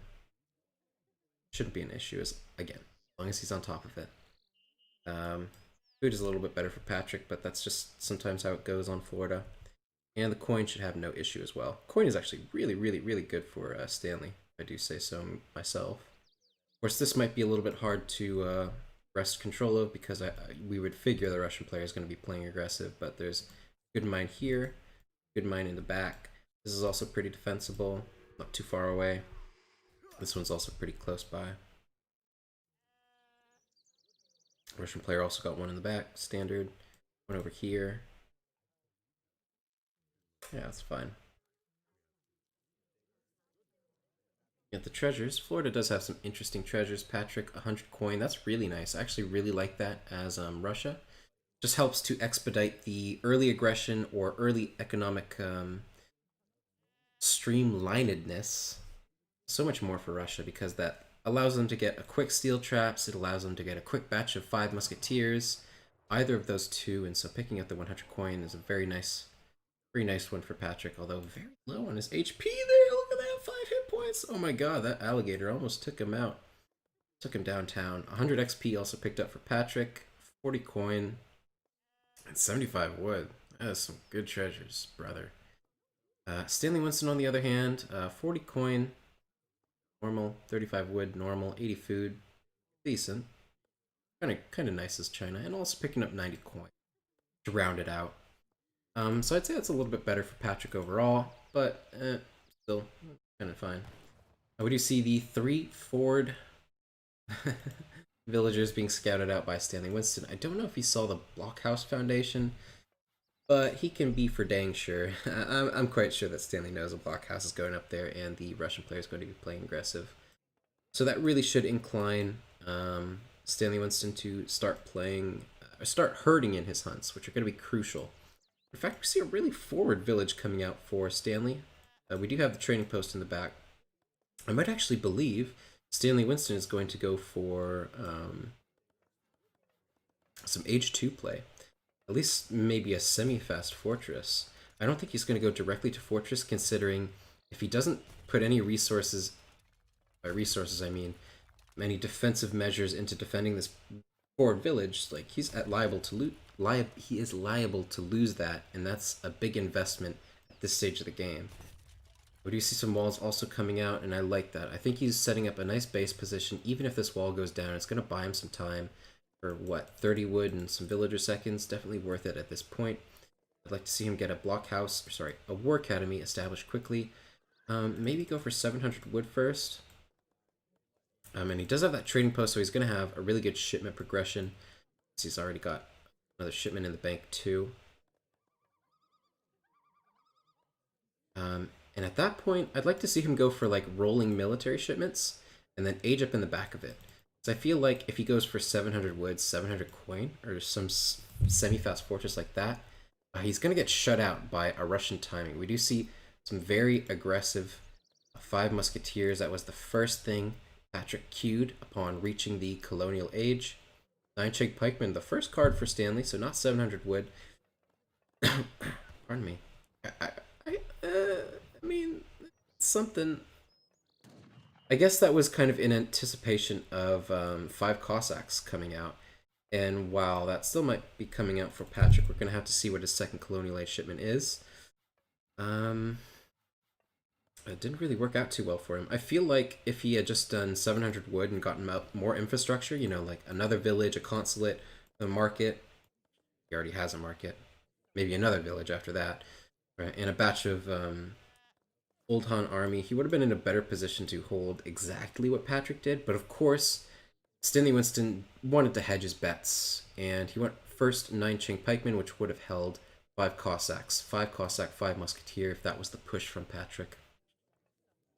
So, a little bit unfortunately for Stanley Winston, that wasn't the case in this game. Stanley now sending the 8 bowmen, so he's definitely got a very good mass here. Look, outmassing the Russian player at this stage. Patrick going for 700 wood, 700 coin, look at that.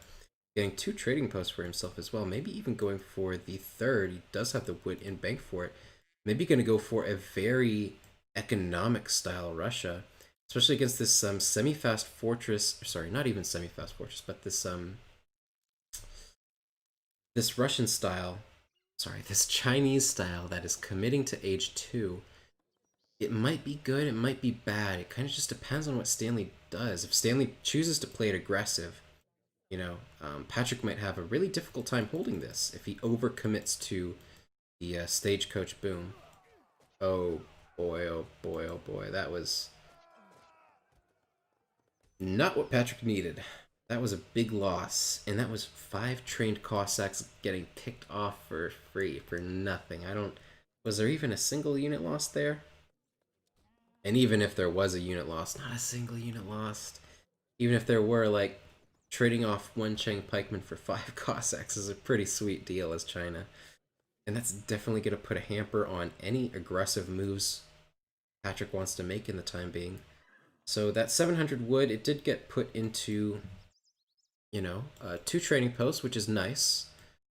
But trading posts are disproportionately better for the Chinese player than they are for the Russian player, provided there's no stagecoach on the line. So we do see 5 Cossacks coming out here, but no Strelets.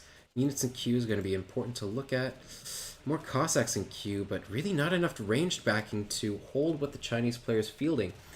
These Chuko Nu, as long as Stanley is keen to micro them, are going to perform very, very well against these Musketeers. And even the Musketeers are not going to do all that well against the melee units of the Chinese player. And I think this is not really going to be a good engagement for Patrick. And again, he's just at liability to lose a lot here. He's lost 1 blockhouse already. 5 Musketeers popping out. Oh, but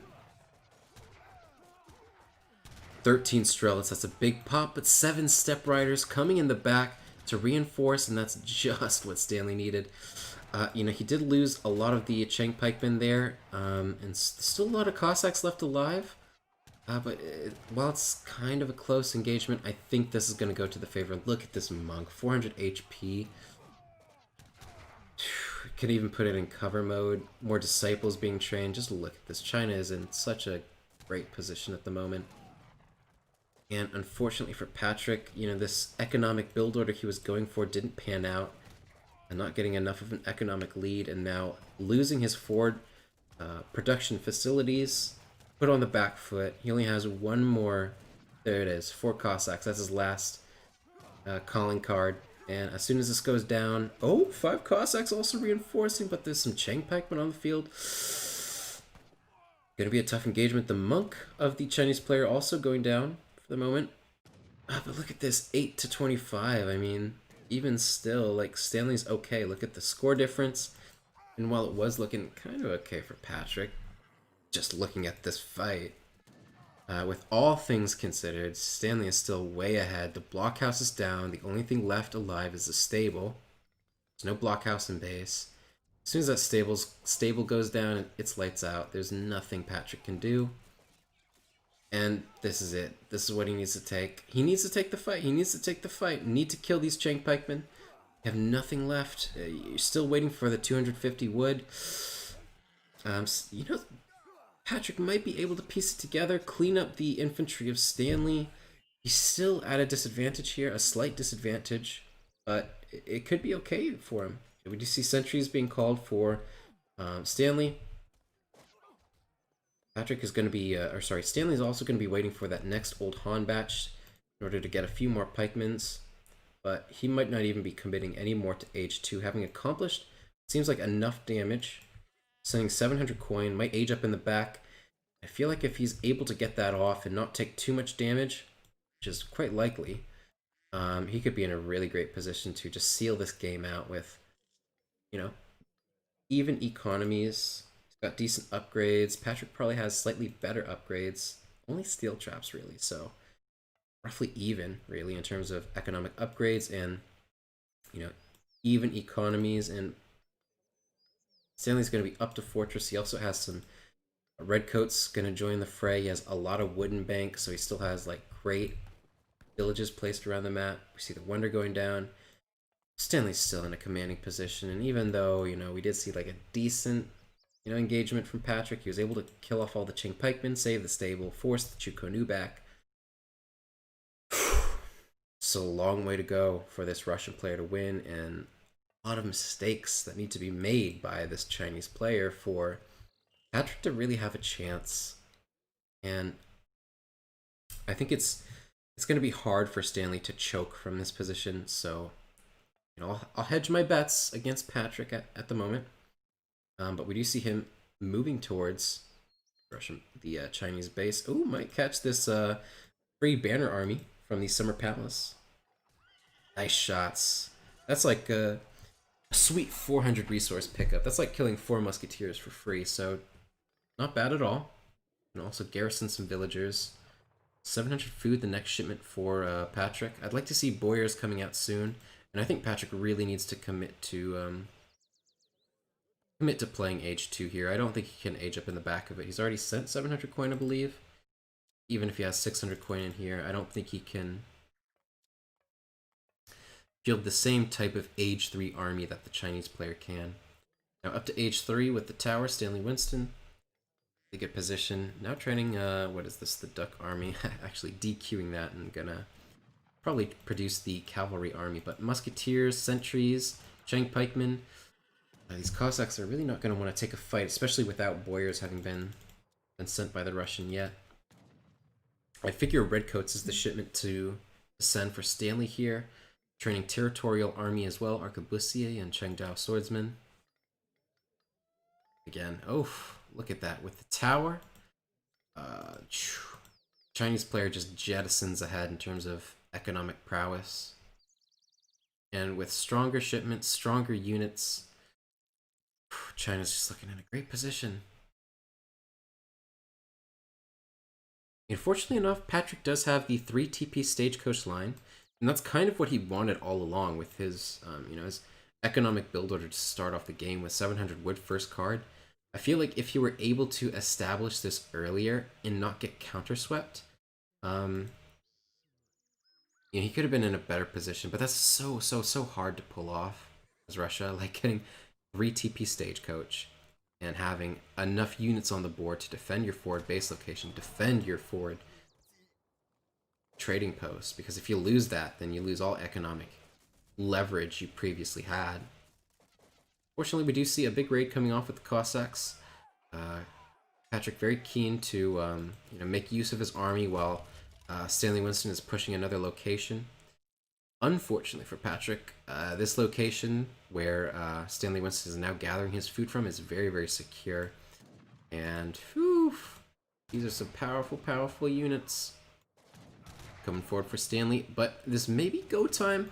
I don't know how well this engagement is going to go. There's a lot of anti-cavalry, a lot of redcoats. Boyar's just coming in. It's the perfect time for Patrick to make something happen, but it's still going to be tough. These Chinese units are just so powerful. And even though he did get a really good position with the Cossacks on the ranged infantry, again, these Chinese units are just so powerful. All the cavalry units left alive, still plenty of redcoats, still a bunch of Cossacks left, and they are boyared at this moment, but Oof. Not going to be able to piece it together. More cavalry coming to reinforce. And I just don't think there's a lot that Patrick can do. You know, it's still roughly even, but this is going to swing the way of the Chinese players. These redcoats are just ridiculous. The Cossacks are going to melt, and if there are no Cossacks on the field, this Russian infantry does not stand a chance. 5 Meteor Hammers, the next card for Stanley Winston. Another batch of cavalry in queue, as well as the resources to train more cavalry. A really good wood stack as well, probably building another war academy. Again, the Chinese player is in a commanding position to seal out this game.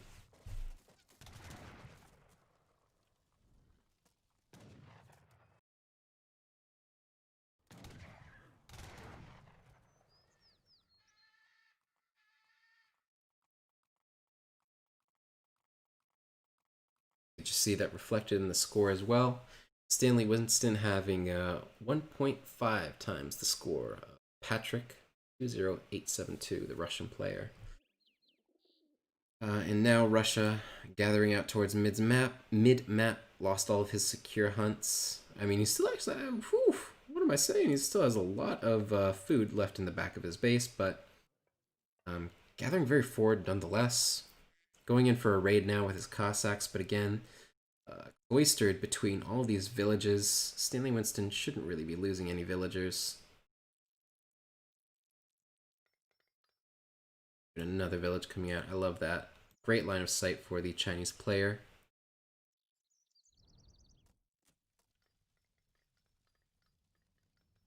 And Stanley Winston, even still with an economic lead, is comfortable to sit back and exercise his advantage. His units are just vastly stronger, shipments are better, and his economy is just as good. So he really doesn't need to make something happen here. All he needs to do is sit back and enjoy the scenery. Although Patrick still trying his absolute best to make something of this game. He is not going to let it slip through the cracks. He's going to make Stanley earn his win. You see two-pronged raids coming in towards the north of the map and the south middle, I guess. But yeah, whew, this Chinese mass is just very impending.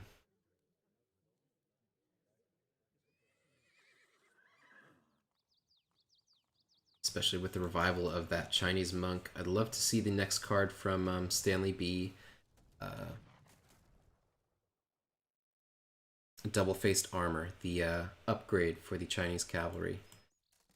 Now, Patrick making some tactical moves. I like it.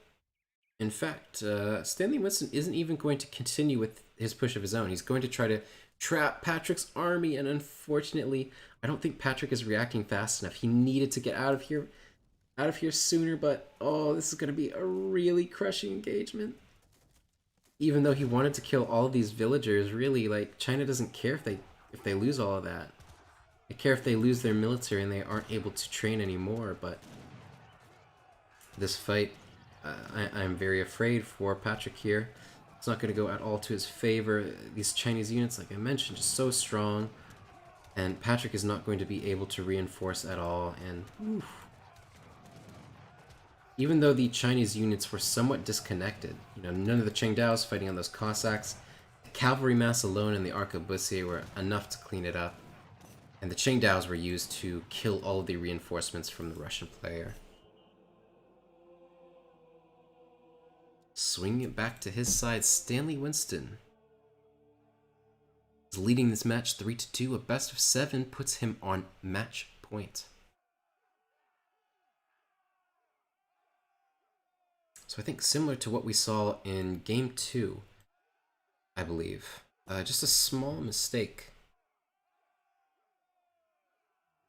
Sorry, I think it was Game 4, actually. A small mistake from Patrick in the early game. You know, he wanted to go for an economic build order with 700 wood, play a little bit greedy, and maybe get the jump on Stanley Winston in Age 3 with strong economy of his own to match the Chinese ones.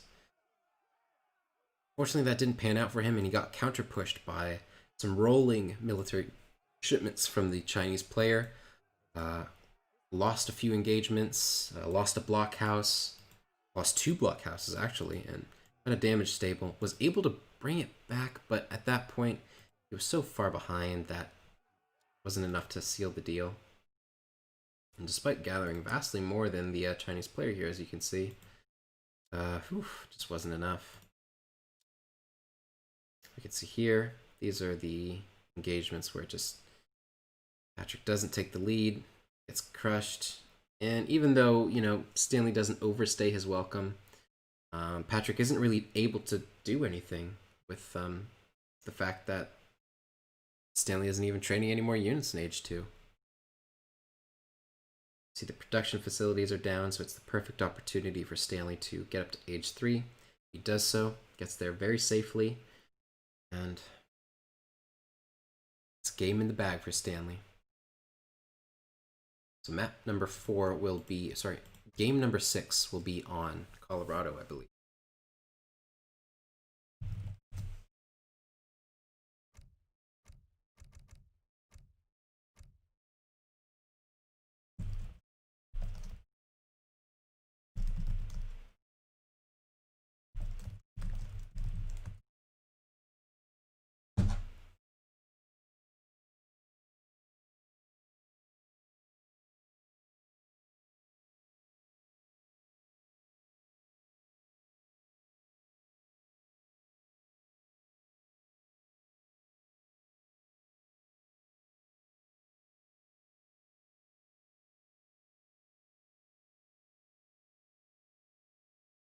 So I suppose I should mention before we hop into this deciding game, if you are watching the live broadcast, there are quite a few events going on in Age of Empires 3.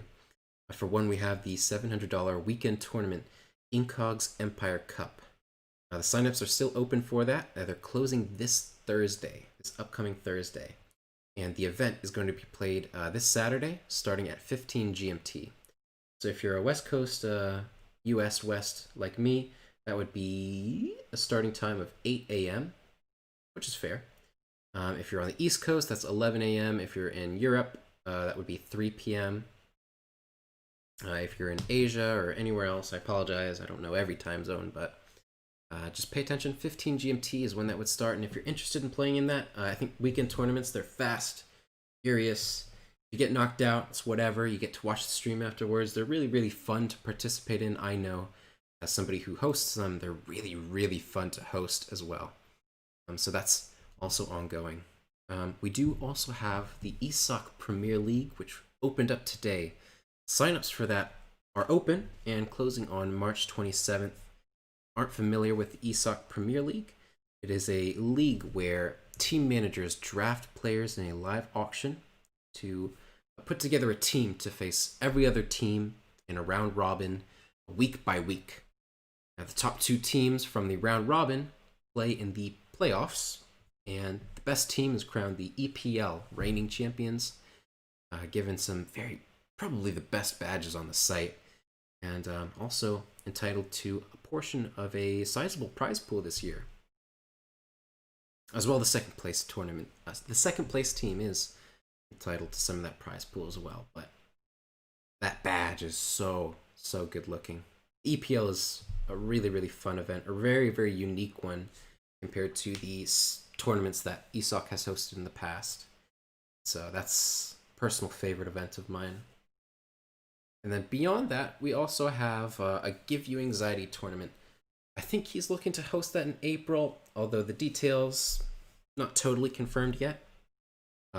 I think the format he was looking at, though, was a 3v3 tournament. So if you're interested in that, the Give You Anxiety sub-tournament, twitch.tv/give the letter U, anxiety, press enter, subscribe, and you will be eligible to participate in that tournament with some friends of yours if they also subscribe to Give You Anxiety. But lots of exciting events. Stanley Winston. Oh, my bad.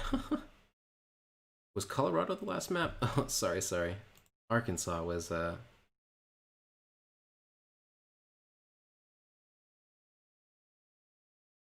So So it does seem as though Russia was Patrick's lock. Stanley Winston with the counter pick of France.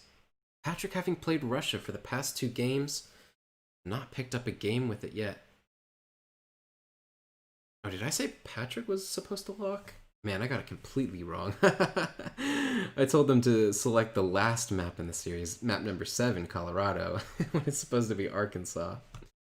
And I think I also told Patrick to lock Civilizations. Oh my gosh, I'm just out of it. Either way, Stanley Winston is leading the series. His final lock of the map. Sorry, his final lock of the series. It was the France, and he's going to be playing in the color blue to the west of the map. And Patrick, again, counter-civing with Russia. His 3rd go at this civilization in this series. And maybe he'll be able to stretch his luck out to win this one and take it to match point, game number 7. At the hunts, we have 1, 2, 3. Good for players. 1, 2, 3. Coin mines are good. Against Russia, like this is a little bit worse for Stanley, but it spawned, and that's what we're looking for. Next mines, strewn out over here. Stanley's a little bit farther out, but again, that's okay. The next mine... I actually feel as though Stanley's missing a mine.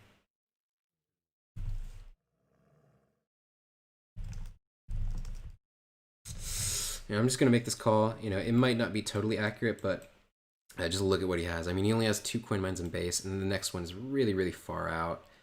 I don't really think that's acceptable, but it's up to Stanley. If he doesn't want to resign, it's up to him. Doesn't want to rehost.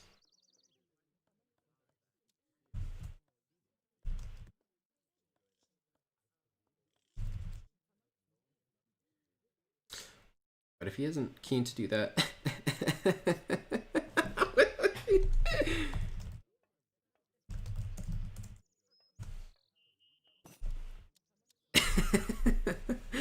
Okay. I mean, he is on match point. I mean... Oh. Was there a big treasure? I mean, 100 food's good, but it's not like... Not like you'd want to miss... I mean, 100 food or 2,000 coins, Stanley? That's the question. But Stanley Winston, oh, he is also taking down Patrick's Explorer, so that's really, really critical in the France versus Russia matchup. Now Stanley Winston has 2 scouting units. Patrick has none. Stanley has 100 food treasure under his belt, as well as liable to take anything else around the map.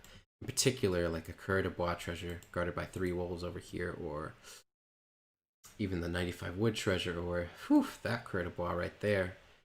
Definitely getting scouting of that, so he's going to know exactly what to do, and he is under absolutely no pressure from the Russian player to contest those treasures. So yeah, I suppose Stanley's definitely okay with missing a mine here, and that's up to him. We don't really need to force it. If he's comfortable playing it and he loses because he's missing a mine, that's out of my hands, baby. I did my job. But yeah, so far a pretty commanding lead for Stanley. Really unfortunate for Patrick because, again, in this matchup, it's just so critical to have that Explorer at high HP to be able to scout what the French player is up to, especially if you want to get perfect execution for your aggression as Russia, which is really important. Because if you don't do that, then things can quickly swing out of your favor, and it can be hard to get back up. And that's kind of the way that Russia usually dies. Still, we do see Patrick going forward. Oh no! Oh no! Likely going to get scattered by the French explorer, Jean Leperouse. You see these units colliding in line of sight of each other. Stanley Winston did notice it, though. He's completely aware that something forward is coming from the Russian player, if he couldn't anticipate it already. We do see a Coeur de Bois building the foundation for the trading post. Probably going to go to herd in this next hunt as well afterwards. And this blockhouse is probably about as close to the town center as it could possibly be built. Look at that. It's still in the same screen. So Patrick going to be playing very aggressive. This is his last shot. He has to make it happen, or else the series is going to go toward Stanley Winston. Player in blue. Both players up at roughly the same times. But not enough resources in the bank for Patrick quite yet to queue some units. Unless I'm mistaken. It does seem as though he does have five musketeers in queue, so bite my tongue. Oh no. Oh, sending 5 Cossacks. That's what the population was used. So Patrick sending 5 Cossacks, of course. And now he's got 5 musketeers in queue after having constructed a house in his base with 100 wood to bolster that. The Explorer should be revived as soon as this market comes up as well. There you go. Alexander Chirkov back in action. Like to see that Explorer. So he's going to build a trading post, but I think it's also really critical that he brings his Explorer to around his blockhouse and scouts around, particularly for this native scout of France. 5 Cossacks joining the board. Really good timing with the 5 musketeers as well. A quick pressure. 5 pikemen on the board right away, though. Although I'd like to see Stanley play a little bit more conservatively with those pikes so as not to take damage from the musketeers. Perhaps also getting the, I'm not sure what it's called. He does have great coats. I would like to see Stanley get blunderbuss because those would be really effective against the Russian musketeers. Now some Expomen, and this is a nice mass. I think he's got enough to hold. He's got the Coureur de Bois, Town Center Fire, the leverage of using Minutemen as well, gathering the coin for it. We'll have to see what he mixes in after that to his composition. It does seem like Stanley's going to go for some musketeers himself. Since 700 wood, going to be able to get out another production facility, whether that be another stable or barracks stable. Good call. Market upgrades, getting steel traps in queue right now. Stanley Winston in a really good position. Was able to ward off that early pressure from Patrick. Fortunately for Patrick, not being able to put something together, and unfortunately still not getting any damage. Did get snared by the pikemen, but these Cossacks are far enough away. Didn't take down any of the couriers though, and didn't really get any idle time either. More musketeers in queue for Patrick. Expomens for Stanley Winston. Another blockhouse coming up, and I do like that. Second blockhouse is so crucial to holding position, but that doesn't mean that Patrick is going to be infallible, you know. Definitely as soon as the Hussars start hitting the board for the French player, Stanley Winston will be able to reverse the momentum and start raiding the Russian player, while also perhaps pushing the front base of Patrick. Gotta be careful here, though. There's only 5 pikemans. The stable is coming up for Patrick. I'd like to see him place it a little farther back, like maybe right here, just in case he does lose control over this 2-block house situation he has in between these trees. Because if he does lose that, he might also be at risk of losing the stable. And while having the stable close by does mean his reinforcing Cossacks will be entering the fray right away, it also means that, just the difference, it wouldn't be a huge difference if the stable was built back here compared to right here in terms of reinforcement time, but now losing one of the barracks, that's assuredly going to be going down. 13 Strelt's going to hit the board to reinforce, and good positioning by Patrick. I think he's in a good position to force back the French units. He is going to narrowly save this blockhouse as well. Ooh, but all of the Cossacks being taken down. Still very even, but I do think that the French player is ahead here. Take a look at the score, take a look at the military and the recalc. More Strelets, and that's good, but as soon as the next batch of Hussars hits the board, you can see Patrick in a dire situation. Unfortunately, Patrick has forgot about his Explorer, and that is so crucial. You know, I'm not sure if the native scout has died at this point. It may have. It very well may have, just by Stanley Winston drag boxing all his units and accidentally unstealthing that native scout.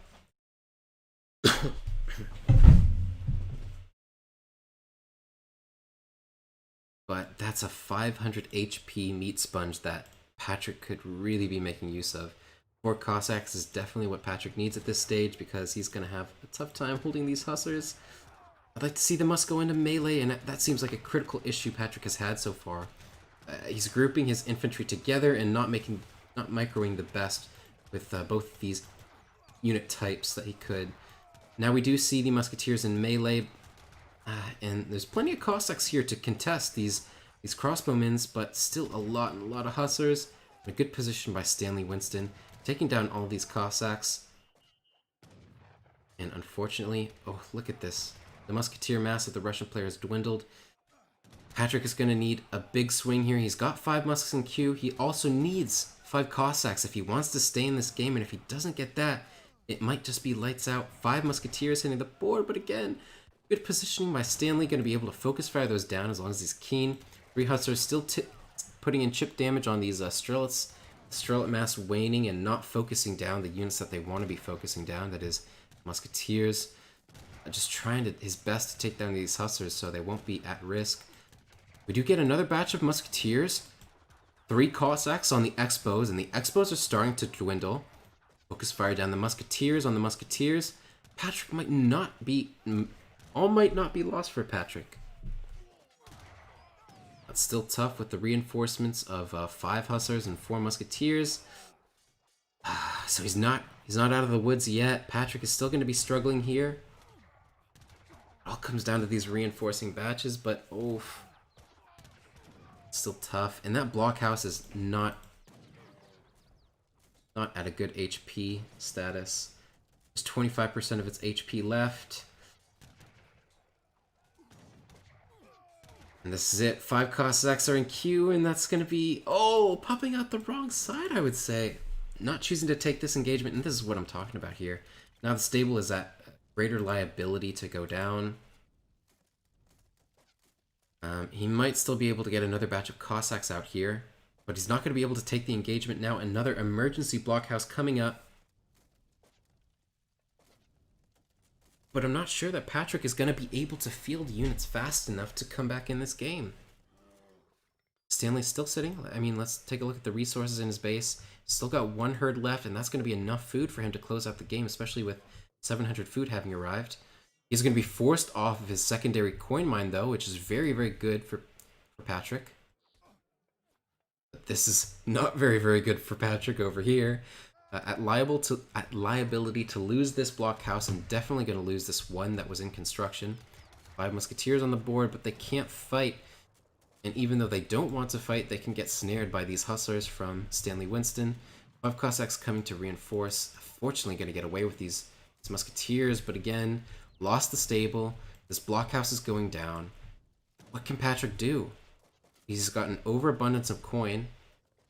He has a market, he could sell it, but he doesn't have any production facilities after he's lost this blockhouse. And unfortunately for Patrick, and congratulations to Stanley Winston, that's the series 4-2. Stanley Winston putting in some work against the red players, Russians. And we will see the final series of the ESOC Winter Championship. Stanley Winston is crowned the Beginner Division Champ.